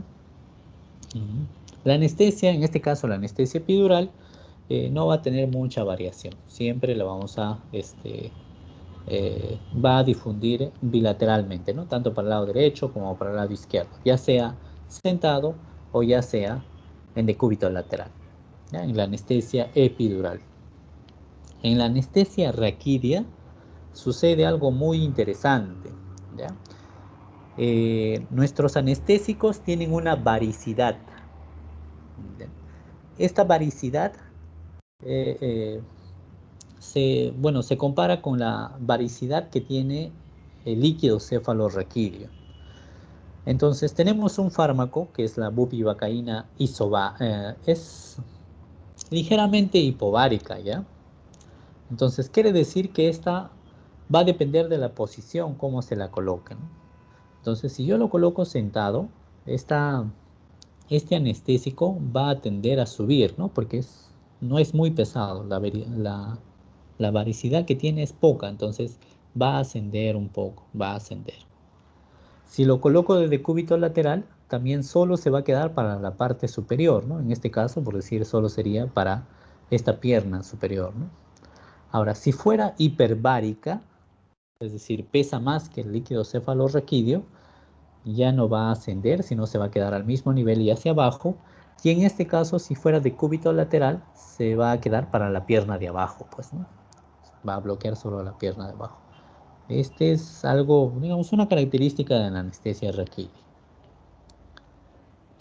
Nosotros para colocar usamos los puntos de referencia, ¿no? Por decir, cuando nosotros ubicamos las crestas ilíacas, que vienen a ser las prominencias óseas de la cadera, ahí nosotros determinamos que es la L4, ¿no? Entonces ahí nosotros encontramos L4, L2, L1, ¿no? Entonces, si vamos a hacer anestesia raquídea, nos limitamos hasta esta vértebra. Pero si vamos a hacer anestesia epidural, usamos cualquier vértebra, ¿no? También las apófisis de la escápula también nos sirven, ¿no? Nosotros determinamos con eso la T7, ¿no? Y la C7, que viene a ser la apófisis espinosa más prominente de la porción cervical, ¿no? Entonces, con eso nosotros determinamos a qué nivel de la columna vertebral nos encontramos. Bueno, la técnica anestésica, como le dije, se puede realizar con aire. Puede ser que este aire ingrese y nos pueda producir un neumoencéfalo o podemos usar suero fisiológico, ¿no? Alcanzado el espacio epidural, se coloca un catéter, ¿no? Que se puede dejar el catéter que les he manifestado, ¿no? ¿Dónde hacemos la punción? En la zona medial, en la zona paramedial, ¿no? Este anestésico, como les dije, se va a distribuir de forma ascendente y descendente y alcanza las raíces por una difusión.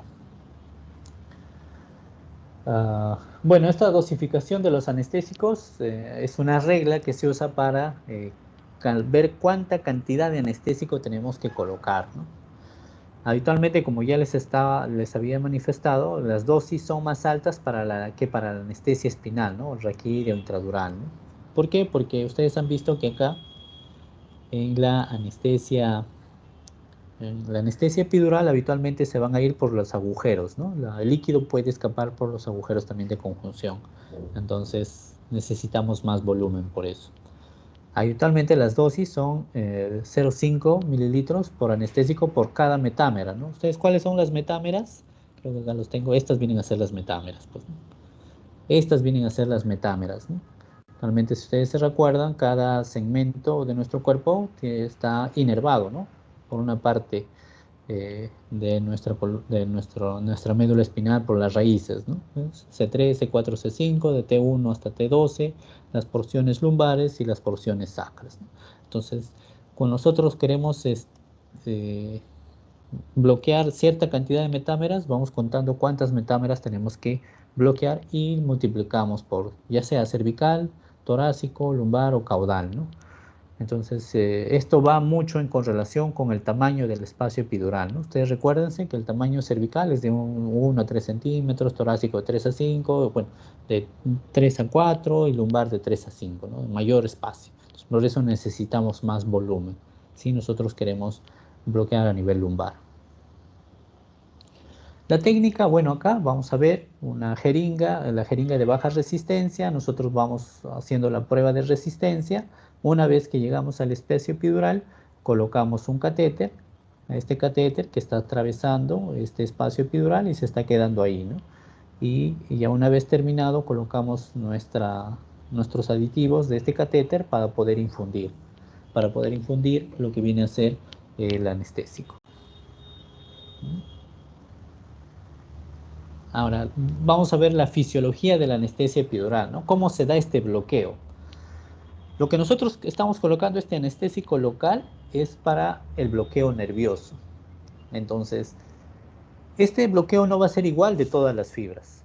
Va a depender del tamaño del nervio, el área de la superficie y el grado de mielinización.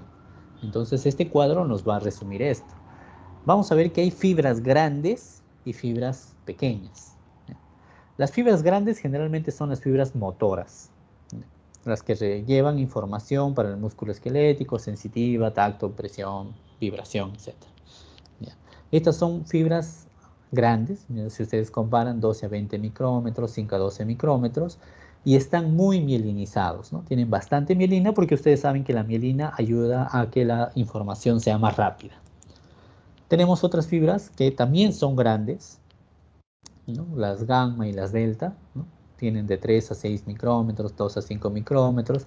Estas se encuentran en el uso muscular, dolor agudo, son encargadas de la temperatura, del tacto, temperatura aguda, bueno, temperatura en el caso que sea una quemadura aguda, o el tacto, ¿no? También tienen bastante mielina.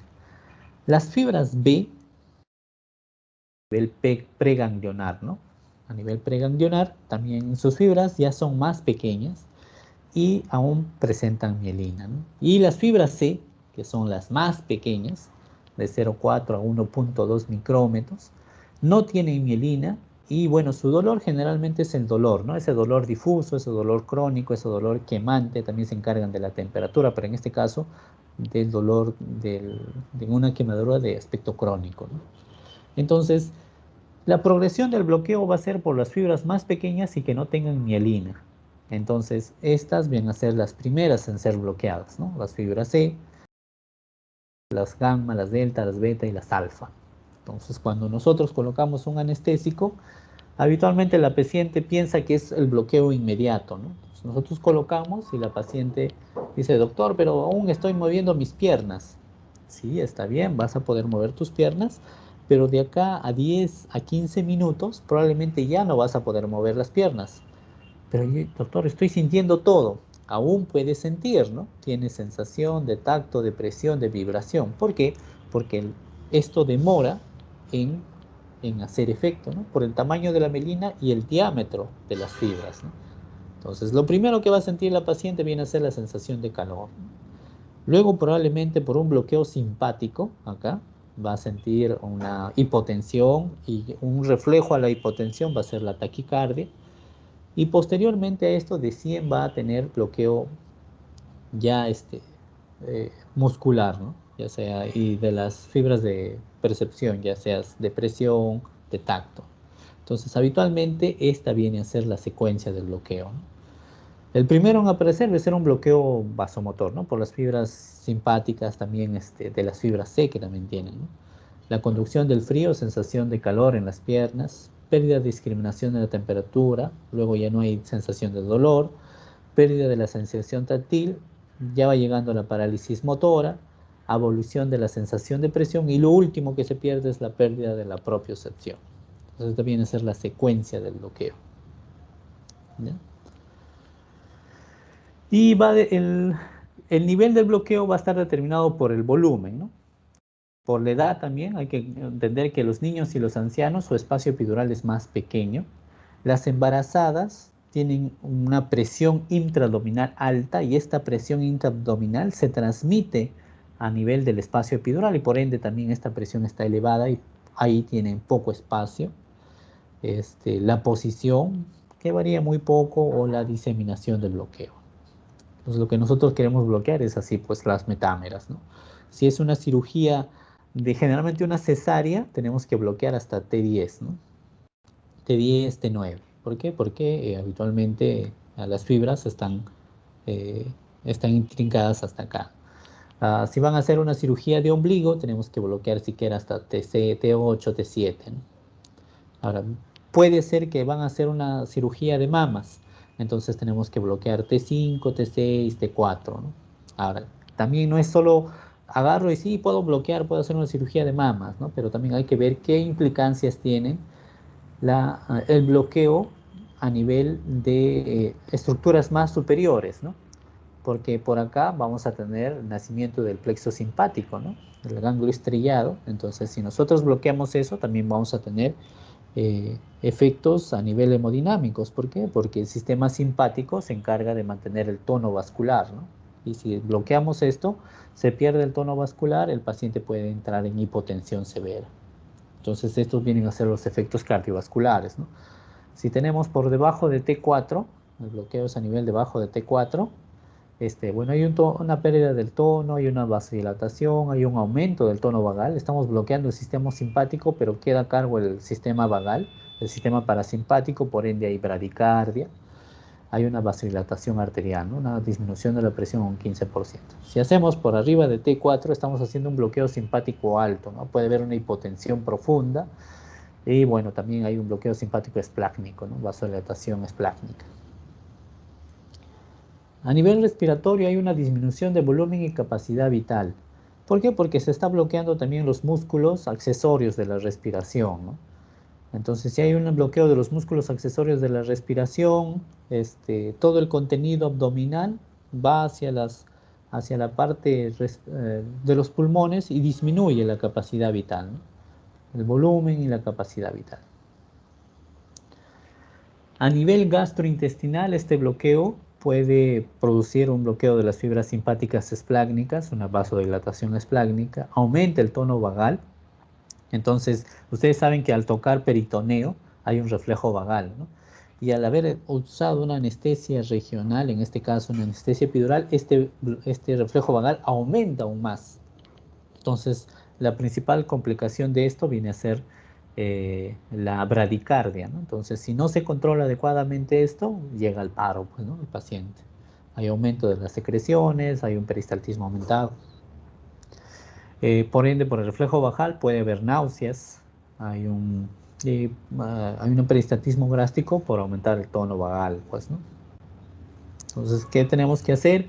Podemos aumentar el volumen o usar anticolinérgicos, ¿no? El principal anticolinérgico en la cabeza viene a ser la atropina, pues, ¿no? Es un anticolinérgico que usamos para bloquear este tono vagal. El bloqueo epidural también tiene efectos a nivel genitourinario. Bueno, la función renal no se ve alterada. El riñón tiene una autorregulación, la producción de orina se mantiene, pero a nivel de la vejiga sí va a haber una variación, ¿no? Hay un bloqueo a nivel de S2 a S4, podemos tener una vejiga tónica, incapaz de retener líquidos, o si el bloqueo es más alto, T5L1, una retención urinaria, ¿no? Pero que esto acaba cuando acabe el efecto anestésico, ¿no? De las 2-3 horas. Al producirse una vasodilatación, estamos perdiendo calor, entonces predisponemos a la hipotermia, ¿no? Habitualmente el paciente post-anestesia epidural sale tiritando, ¿no? Con escalofríos. ¿Por qué? Porque hemos producido una vasodilatación y pérdida de calor. ¿Cuáles vienen a ser las complicaciones? Ustedes han visto, probablemente hay en su seminario, algunas de estas complicaciones. Unas parestesias, ¿no? Puede ser que nos hayamos, al colocar la anestesia, nos estemos yendo un poco de costado, ¿no? Y podamos acá llegar a, digamos, lesionar una raíz nerviosa. Entonces puede haber parestesias, ¿no?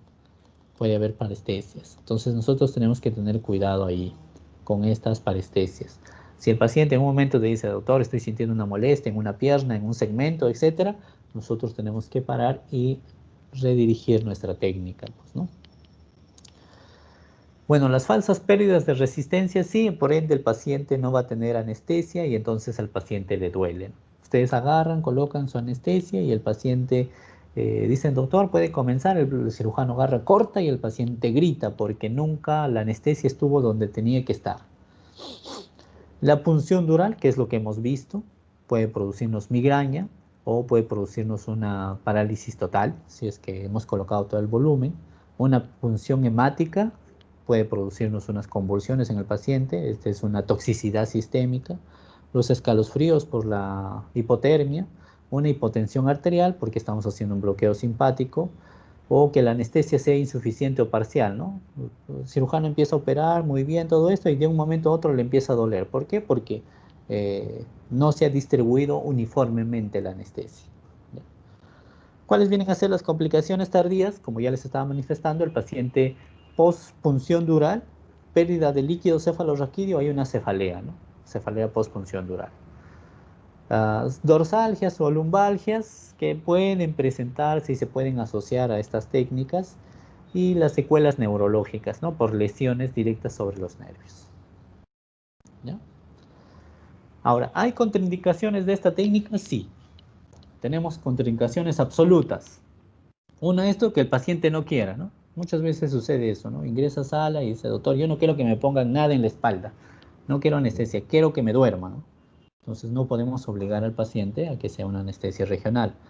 Podemos tratar de convencer, ¿no? De explicar los beneficios o las complicaciones de la anestesia general, etcétera.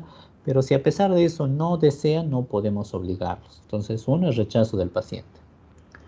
Dos, una coagulación inadecuada. Para la anestesia regional, tenemos que ver que su perfil de coagulación, el TP, el tiempo de protrombina, tiempo parcial de tromboplastina, tiempo de sangría, tiempo de coagulación, INR y número de plaquetas se encuentren bien.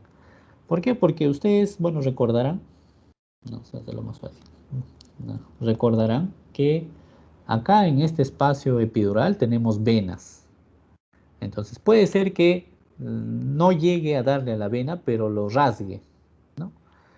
Y si el paciente tiene un trastorno de coagulación o las plaquetas están insuficientes o está consumiendo algún antiagregante, ¿no? Clopidogrel, rivaroxaban, etcétera, este vasito puede seguir sangrando porque no puede coagular, ¿no? Sangra, sangra, sangra, sangra y nos hace un hematoma epidural. Entonces, este espacio funciona como cerebral, no hay espacio. Entonces, si ya no puede crecer, va a empezar a comprimir a los nervios, va a empezar a comprimir a la médula. Entonces, al comprimir estas estructuras tan nobles como la médula y los nervios, estos llegan a un estado de isquemia, y si hay isquemia es muerte celular, ¿no? Entonces, podemos producir paraplegias, tetraplegias, etc. Entonces, siempre tener cuidado con los pacientes y ver que no tengan una alteración de la coagulación. Infección o sepsis, ¿no? Hay veces son pacientes postrados, ancianos de 70, 80 años, que justo esa parte torácica, esa parte lumbar están con escaras, ¿no? Entonces está infectada. Entonces no podemos colocar ahí porque podemos llevar la infección hacia la médula espinal y estas pueden producir una meningitis, pues, ¿no? La sepsis tampoco, un paciente que en estado séptico no es bueno porque el germen está circulando por todo su organismo. Estados de hipovolemia no podemos hacerlo porque la anestesia epidural te produce hipotensión, y un paciente que está hipovolémico, que está chocado porque está perdiendo sangre, etcétera, va a producir muchas alteraciones.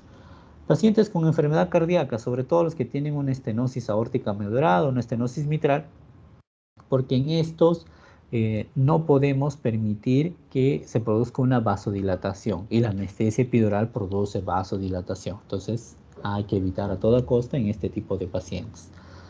Presión intracraneal elevada, ¿por qué? Porque hay riesgo de que ustedes dañen la dura madre, ¿no? Por colocar una anestesia epidural, y si este paciente tiene un tumor cerebral, etcétera, y ustedes le colocan la anestesia epidural y por mala suerte producen una punción dural, el líquido va a salir con mayor presión y probablemente el paciente tenga una hernia, ¿no? Una hernia cerebral, ¿no? Una hernia supratentorial, infratentorial, etc.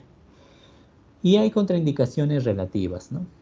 Uno, que es la cirugía de la columna con artrodesis, que se puede o no puede colocarse dependiendo de qué tipo de cirugía ha sido. Una esclerosis múltiple. Ustedes saben que ellos por golpes de temperatura, cambios de estación, etcétera, tienen una crisis, ¿no? Pero también al momento de colocar anestésicos podríamos tener complicaciones, ¿no?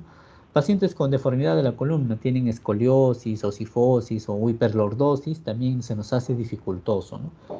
Y la cefalea crónica, ¿no? ¿Por qué? Porque puede confundirnos con una punción dural, ¿no? Una cefalea postpunción dural. Entonces, hay veces en los pacientes que tienen migraña, dicen, doctor, yo soy migrañoso, tomo Migramix, etcétera. Entonces, tratamos de evitar de colocar una anestesia epidural porque al final puede ser que le hayamos hecho una punción dural y digamos, no es parte de su migraña, ¿no? Y en realidad no es su migraña, ¿no? Es una contractación relativa. Muy bien. ¿Alguna pregunta, muchachos? Doctor, buenas tardes. Tengo dos preguntas. Ya, dime. La primera es sobre el embarazo. O sea, en el embarazo hay una plaquetopenia. ¿A Ya. partir de qué nivel de plaquetas sería una contraindicación para una anestesia nerviosa? Ah, ya. Ah, ya. No sé si, creo que con el seminario, no, con un caso clínico creo que tengo acá. ¿Ya? Los valores normales de plaquetas van de 150.000 a 400.000, ¿no? Por plaqueta, por milímetro cúbico. Entonces, lo que nosotros aceptamos generalmente para colocar una anestesia epidural va a ser más de 100.000 plaquetas. Más de 100.000 plaquetas nosotros podemos colocar una anestesia epidural o una anestesia raquídea, cualquiera de las dos. En el embarazo, si bien es cierto, hay una plaquetopenia, pero no es una plaquetopenia severa. O sea, nunca un embarazo normal va a bajar de 150.000, a no ser que sea una paciente que esté desarrollando una preeclampsia o un HELP. En ese caso, sí, hay plaquetopenia. Entonces, en estos casos de pacientes, generalmente uno se fija con mayor detalle si este paciente tiene estos cuadros, y si es que tuviera estos cuadros, optamos por otra técnica. En este caso, ¿cuál viene a ser la técnica? Una anestesia general para una cesárea. ¿Ya? Habitualmente, la gran mayoría de pacientes no llegan a hacer una plaquetopenia severa, ¿no? Que es menos de 100.000 plaquetas. ¿Ya? Por acá creo que tengo una revisión. ¿Alguna otra pregunta, chicos, mientras voy buscando? Sí, doctor, mi otra pregunta era, hay creo que una técnica que es la anestesia espinal continua, ¿no? Que es como la epidural, o sea, hay un Ya, catéter permanente. ¿Cuáles son las ventajas o desventajas de esa técnica? ya. Uno, la anestesia raquídea continua ya no se usa, ¿ya? No se usa. Ya no hay, generalmente se usa para cirugías de aorta, cuando queremos drenar generalmente el líquido cefalorraquídeo, disminuir la presión medular. No se usa anestesia raquídea continua. Lo que se usa es anestesia epidural continua. Eso sí, sí se usa. Las ventajas es de que nosotros controlamos generalmente el nivel del anestésico y estamos infundiendo constantemente. Sobre todo se usa en anestesias combinadas, es decir, una anestesia general más una anestesia regional, porque disminuyo mi cantidad de anestésicos generales. Por decir, el mejor ejemplo que nosotros usamos es en las cirugías de tórax. Las cirugías de tórax generalmente son las más dolorosas, porque la parrilla costal es una zona muy inervada. No solo tiene los nervios intercostales, sino también tiene nervios supraespinales que llegan por parte del plexo braquial, que tienen ramas. Entonces, no solo colocando anestésico a los nervios intercostales bloqueamos eso. Entonces necesitamos un bloqueo del neuroeje. En este caso, una anestesia epidural, colocamos al paciente, lo intubamos, es una intubación selectiva encima, para bloquear un pulmón o el otro pulmón, y colocamos una anestesia epidural. Y por ahí infundimos, es una anestesia epidural continua, una cantidad de anestésico local que va a disminuir, uno, el dolor postoperatorio del paciente, y lo otro va a disminuir mi cantidad de anestésicos que voy a usar. ¿Ya? Ya estaba buscando el... Sí, muy bien. ¿Alguna otra pregunta? Sí, doctor, Sí, disculpe, dime. la anestesia raquídea, por ejemplo, usted Ujú. menciona que debemos atravesar lo que es la meninge de la dura madre, ¿no? Pero Ya. exactamente dónde debemos administrar el anestésico, a nivel de qué espacio, subdural, subaracnoideo. Generalmente es anestesio aracnoideo. Ahora, es una técnica ciegas. Ya, es una técnica ciegas que, bueno, nosotros estamos, digamos, suponiendo que estamos ahí, ¿no? Suponiendo. Lo ideal es que sea en el espacio aracnoideo. Acá está. Mejor acá. ¿Ya? Ustedes recuerden que no estamos visualizando directamente, si estamos dentro de un nervio, puede ser que estemos dentro de un nervio, ¿no? Siempre debajo del L2, puede ser que estemos dentro de un nervio, solo eso el paciente nos va a referir, ¿no? Cuando yo coloque mi aguja y el paciente dice, doctor, siento una corriente en mi pierna izquierda, en la parte anterior, solo en la parte anterior, quiere decir que estoy muy cerca a un nervio o estoy dentro de ese nervio.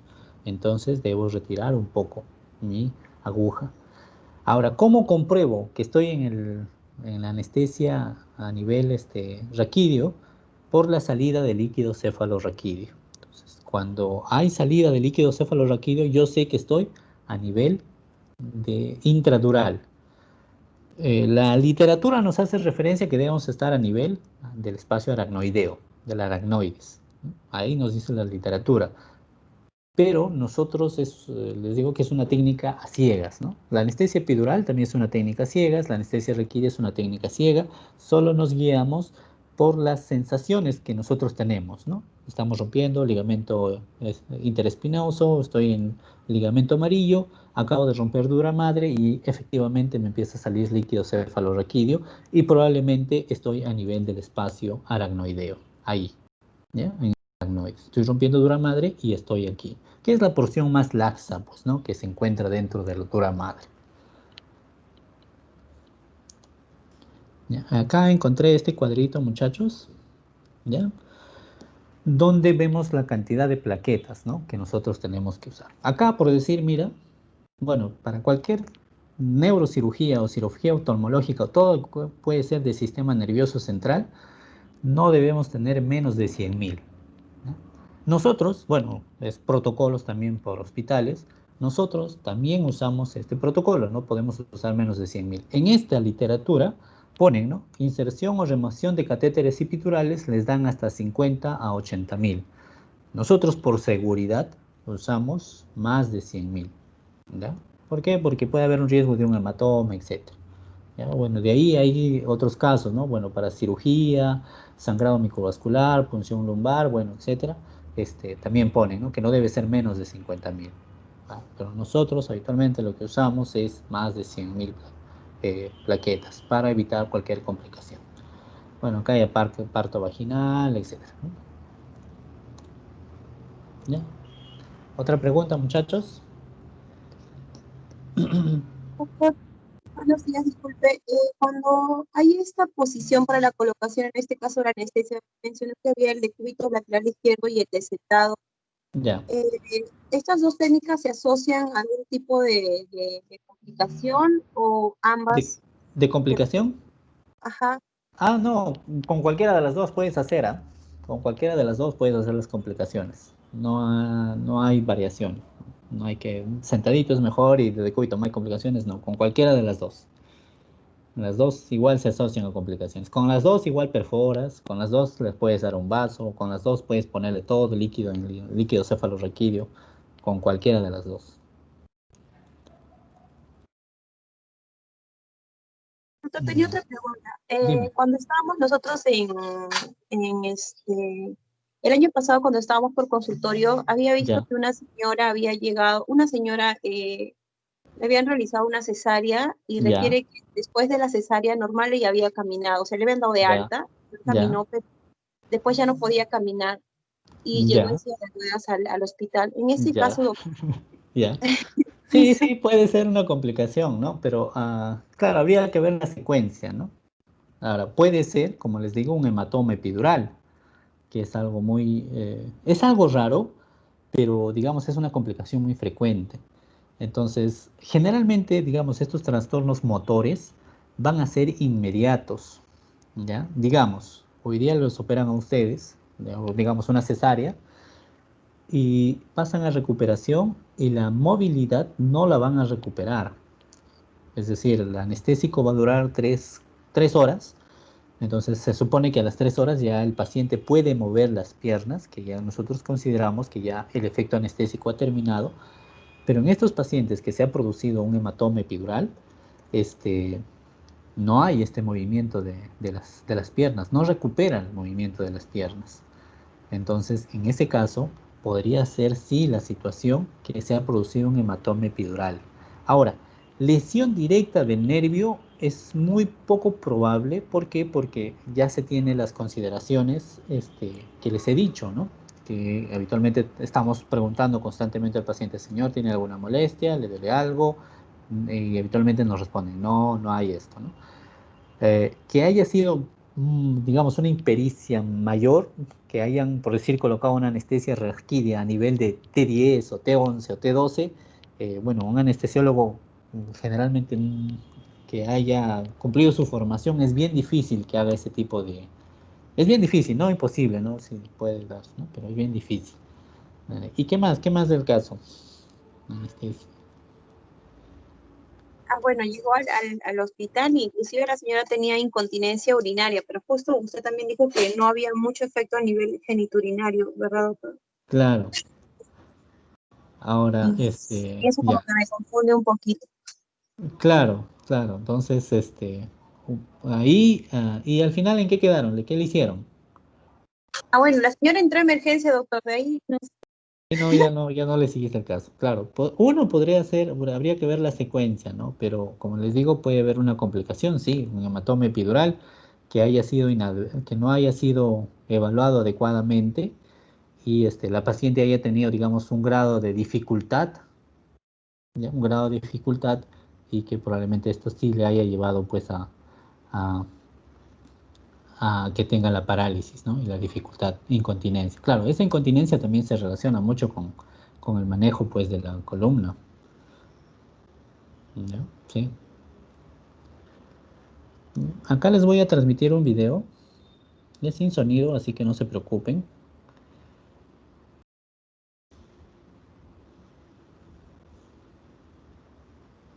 Ahorita lo voy a proyectar más grande. Un ratito, muchachos.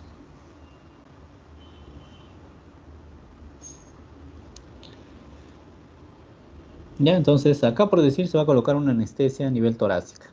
Ven ahí, la aguja es una aguja bien grande. Probablemente acá haya hecho determinado el nivel. Va a colocar,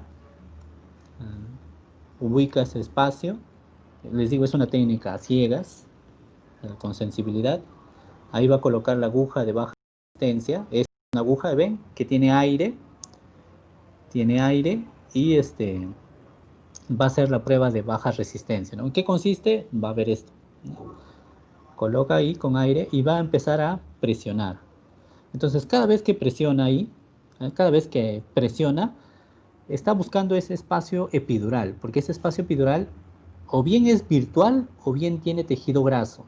Entonces, cuando se llega a ese espacio epidural, este aire pasa. ¿Ya? Entonces van a ver ustedes, lo sigue buscando, sigue haciendo la prueba con el émbolo, sigue probando, hay resistencia porque no hay un... Sigue probando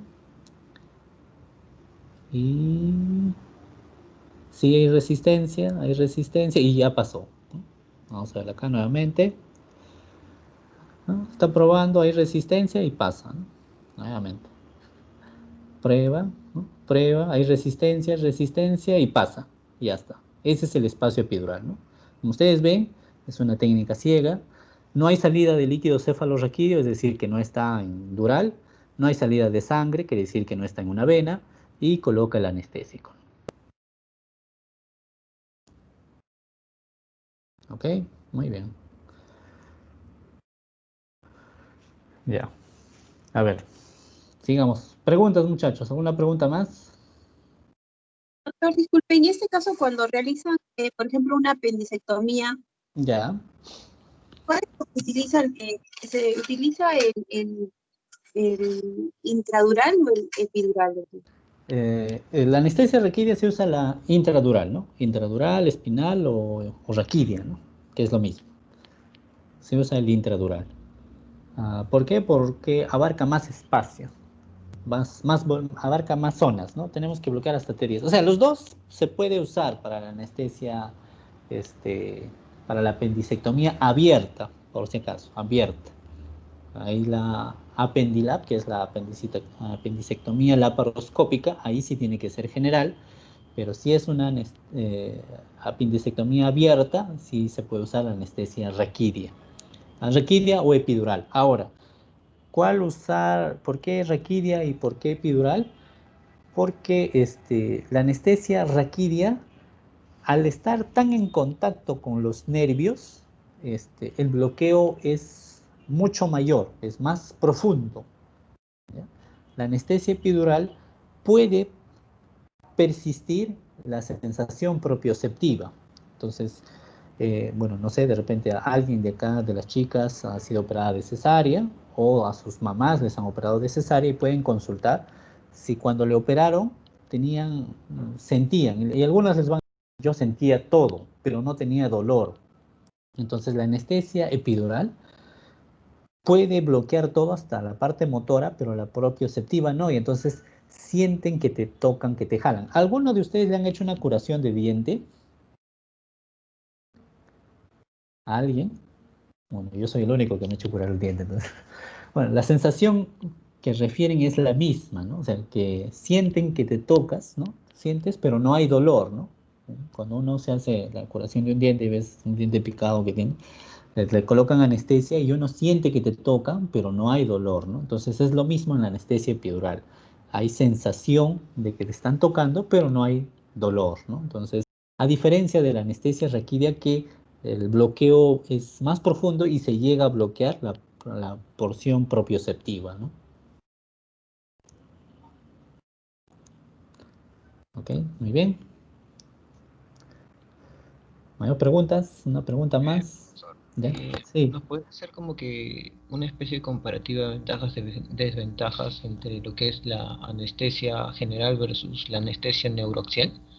Ya, entonces usemos nuestro cuadro. Más que ventajas y desventajas son indicaciones. ¿Ya? Son indicaciones. ¿Por qué? Porque no podemos colocar, por decir, ay, chispas, ¿dónde estás? No, esta no es. No podemos colocar la anestesia, por decir una anestesia para una cirugía de tórax, por decir, una lobectomía, neumonectomía, no podemos colocar una anestesia regional sola. ¿Por qué? Porque necesitamos colapsar un pulmón. Entonces, ¿cómo colapsamos? Tenemos que colocar un tubo, que en este caso es un tubo, colapsar un pulmón. Entonces, el paciente no puede estar despierto, ¿no? Entonces, esas, o sea, más que beneficios o no beneficios, vienen a ser indicaciones. Por decir, para una cirugía de abdomen, podemos dar una anestesia regional, pero el paciente, al estar despierto y el diafragma estar moviéndose puede ser a gran volumen, a gran intensidad, puede molestar a la parte quirúrgica y no operar tranquilamente. De repente ustedes han entrado a salas antes de la pandemia y han visto que el cirujano dice, está pujando, ¿no? Entonces, eso que está pujando quiere decir que no lo deja operar bien, ¿no? Entonces, podemos colocar nuestra anestesia regional para que el paciente no tenga dolor en el postoperatorio, manejar esa parte, pero tenemos que colocar un tubo y relajarlo al paciente, ¿no? ¿Por qué? Para que el cirujano pueda tener un mayor campo, ¿no? Además, usan separadores, el Alexis, que vienen a ser estructuras que permiten que ellos tengan un mejor campo, entonces esto puede molestar a un paciente despierto. ¿Se puede dar? Sí, pero lo recomendable es una anestesia general. Ahora, por decir, por una cirugía de cerebro, una neurocirugía, tenemos que dar anestesia general, ¿ya? Ahora, si comparamos, por decir, un caso que de repente su compañero sabe, tenemos un paciente que se va a operar de cadera, ¿ya? En este caso, se puede dar cualquiera de los dos, anestesia general o anestesia regional. Depende mucho de los hospitales. Por decir, nosotros en el hospital, para una cadera damos anestesia regional. Le colocamos generalmente anestesia raquidia. Pero ¿qué pasa? Por decir, son abuelitos de 70, 80 años que tienen osteoporosis, tienen que ya las vértebras las tienen fusionadas, etcétera, y no podemos colocar la anestesia regional, porque tenemos que usar la columna. Entonces, tenemos que hacer anestesia general, entonces dormimos al paciente. Se ha visto ahí que con la anestesia regional hay menor sangrado, a diferencia que en la anestesia general, en una cirugía de cadera, ¿no? En la anestesia general hay mayor sangrado. La anestesia regional no producimos alteraciones a nivel del sistema nervioso central al colocar otros fármacos, ¿no? En la anestesia general sí estamos colocando opioides, estamos usando benzodiazepinas, estamos usando inhibidores de la recaptación de serotonina, etc. Y esto podrían producir en el paciente un delirium postoperatorio, ¿no? Entonces, en la anestesia regional hay menor incidencia de esto que en la anestesia general. El sangrado y la recuperación. Al usar anestesia general, estamos produciendo trastornos respiratorios. Entonces, al producir trastornos respiratorios, hay mayor riesgo de atelectasias. A diferencia de la anestesia regional, que no estamos usando la vía aérea, el paciente sigue respirando espontáneamente y fisiológicamente normal, entonces disminuimos ese riesgo de atelectasias. Ustedes saben que las atelectasias pueden predisponer a neumonías, etcétera, entonces disminuimos ese riesgo. Serían digamos, beneficios si nosotros teníamos que optar entre anestesia regional y anestesia general. Pero hay indicaciones, ¿no? Por decir, para neurocirugía, cirugía de corazón, cirugía de tiroides, de cabeza y cuello, faciales, tenemos que usar anestesia general, ¿no? Anestesia regional generalmente están para estructuras, para cirugías traumatológicas, ¿no? Fracturas de fémur, de radio, de cúbito, fracturas de pie, de tobillo, etc., ¿no? Ahí podemos usar ampliamente la anestesia regional. Muy bien, ¿alguna otra pregunta, muchachos? Doctor, una consulta. Sí. En el caso, justo me tocó exponer el tema sobre anestesia en pacientes con tuberculosis. Ya. Estuve leyendo, más no encontré una guía, solo encontré recomendaciones. Claro, eso no es recomendaciones. Eh, eh, en ese caso, en los pacientes con tuberculosis pulmonar activa, ¿qué tipo de anestesia se recomienda? Bueno, va a depender de la patología que va a ingresar el paciente, ¿no? Como les digo, por decir, es un paciente que le van a operar de un apéndice y va a hacer una apendicectomía abierta, ¿no? Convencional. Puedes colocar una anestesia regional. O sea, te van a dar recomendaciones, pero que son más de bioseguridad, ¿no?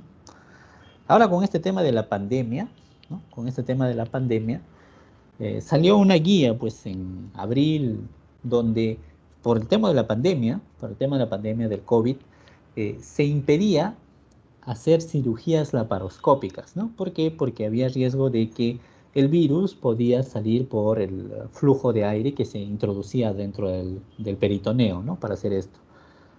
Y se hacía todo anestesia. Entonces las apendicectomías ya se hacían con anestesia regional. Bueno, habitualmente va a depender de los hospitales. En el Hospital Rebagliati las apéndices son laparoscópicas, ¿ya? Apendicectomías laparoscópicas, ya las convencionales casi muy poco se hacen, ¿no? Entonces, por esto se trataba de hacer anestesia regional. Igual, ¿no?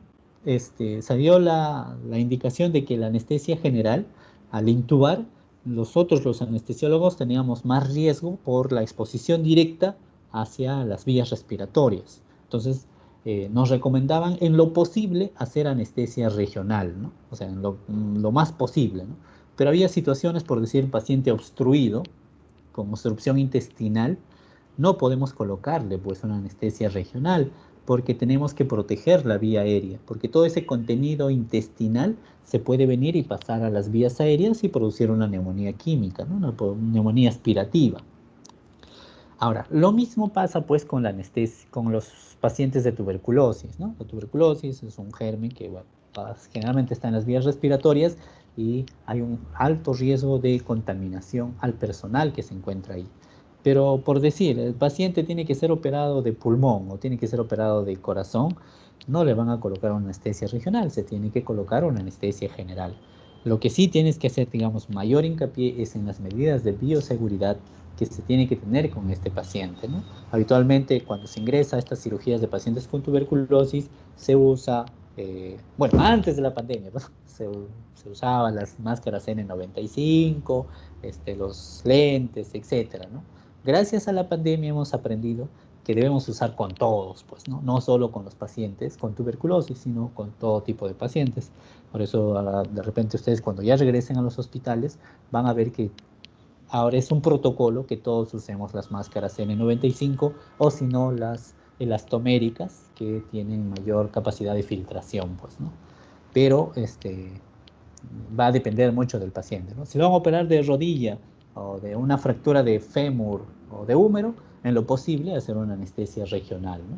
Y protegerse uno y también aislar al paciente, ¿no? ¿Cómo aislamos? Colocamos una mascarilla también al paciente. Muchas gracias, doctor. ¿Ya? ¿Alguna pregunta más, chicos? Doctor, una consulta. Con Sí. respecto a la varicidad de los Ya, anestésicos, ya. ¿cuáles serían las explicaciones de...? Ya, lo de la varicidad fue más bien una evolución, ¿ya? Digamos, antiguamente solo teníamos la bupivacaína isobárica o hipovárica, que al ser hipovárica subía mucho, pues, ¿no? Nos llegaba hasta T4 y nos producía hipotensiones, así, hipotensiones bravas, ¿no? El paciente con presiones de 40-20, ¿no? Entonces, se agarró y se le colocó a la molécula de la bupivacaína una molécula de dextrosa, y esto hizo de que sea más pesante, ¿no? O sea, más hiperbárica que el líquido cefalorraquídeo. Entonces, con esto se logró de que, digamos, si van a operar apéndices, por decir, que necesitamos que esté por debajo de T10, solo se quede a nivel de T10, ¿no? Ya no suba más y nos produzca hipotensión. Una cesárea también colocamos solo para la parte inferior menor a T10. Cualquier cirugía traumatológica usamos y como es miembros inferiores, colocamos la anestesia raquídea con hiperbárica y solo se queda para los miembros inferiores, ¿no? Ahora, hay situaciones, ¿no? Por decir, se puede dar anestesia, solo es un ejemplo, no es que se haga, chicos, ya solo les estoy transmitiendo, no es decir que el doctor Raimundo dijo que sí se puede hacer y se hace, ¿no? No es.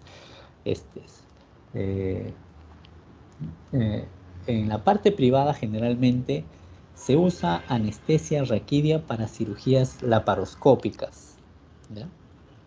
No se debería usar porque hay mayor riesgo de complicaciones, ¿no? Porque hemos visto hay un reflejo vagal. Y si ustedes en sus clases de cirugía habrán visto también que en la insuflación de CO2 aumenta ese reflejo vagal. Entonces, se usa habitualmente en la parte privada anestesia raquídea con ese anestésico que es esa bupivacaína hipovárica. ¿Por qué? Porque llega a mayor nivel, ¿no? Puede llegar a T4, a T3, solo que en ese caso el anestesiólogo agarra y usa otros fármacos para mantener la presión, ¿no? Usa otros fármacos, alfa-1 puros agonistas, en este caso la etilefrina, para mantener la presión adecuada del paciente y complicaciones que podrían presentarse. Se aprovecha mucho la varicidad en cirugías traumatológicas, sobre todo cuando quieres bloquear solo en este caso, miembros inferiores, ¿no? Por decir, quieres bloquear el miembro inferior derecho, usas tu bupivacaína hiperbárica y lo pones en decúbito lateral derecho, ¿no? Para que solo, o sea, de costado derecho, para que solo bloquee esa pierna derecha. ¿Por qué? Porque al estar el paciente en decúbito lateral derecho, la varicidad va a bloquear solo la parte de abajo, ¿no? Entonces bloquea solo esa pierna derecha.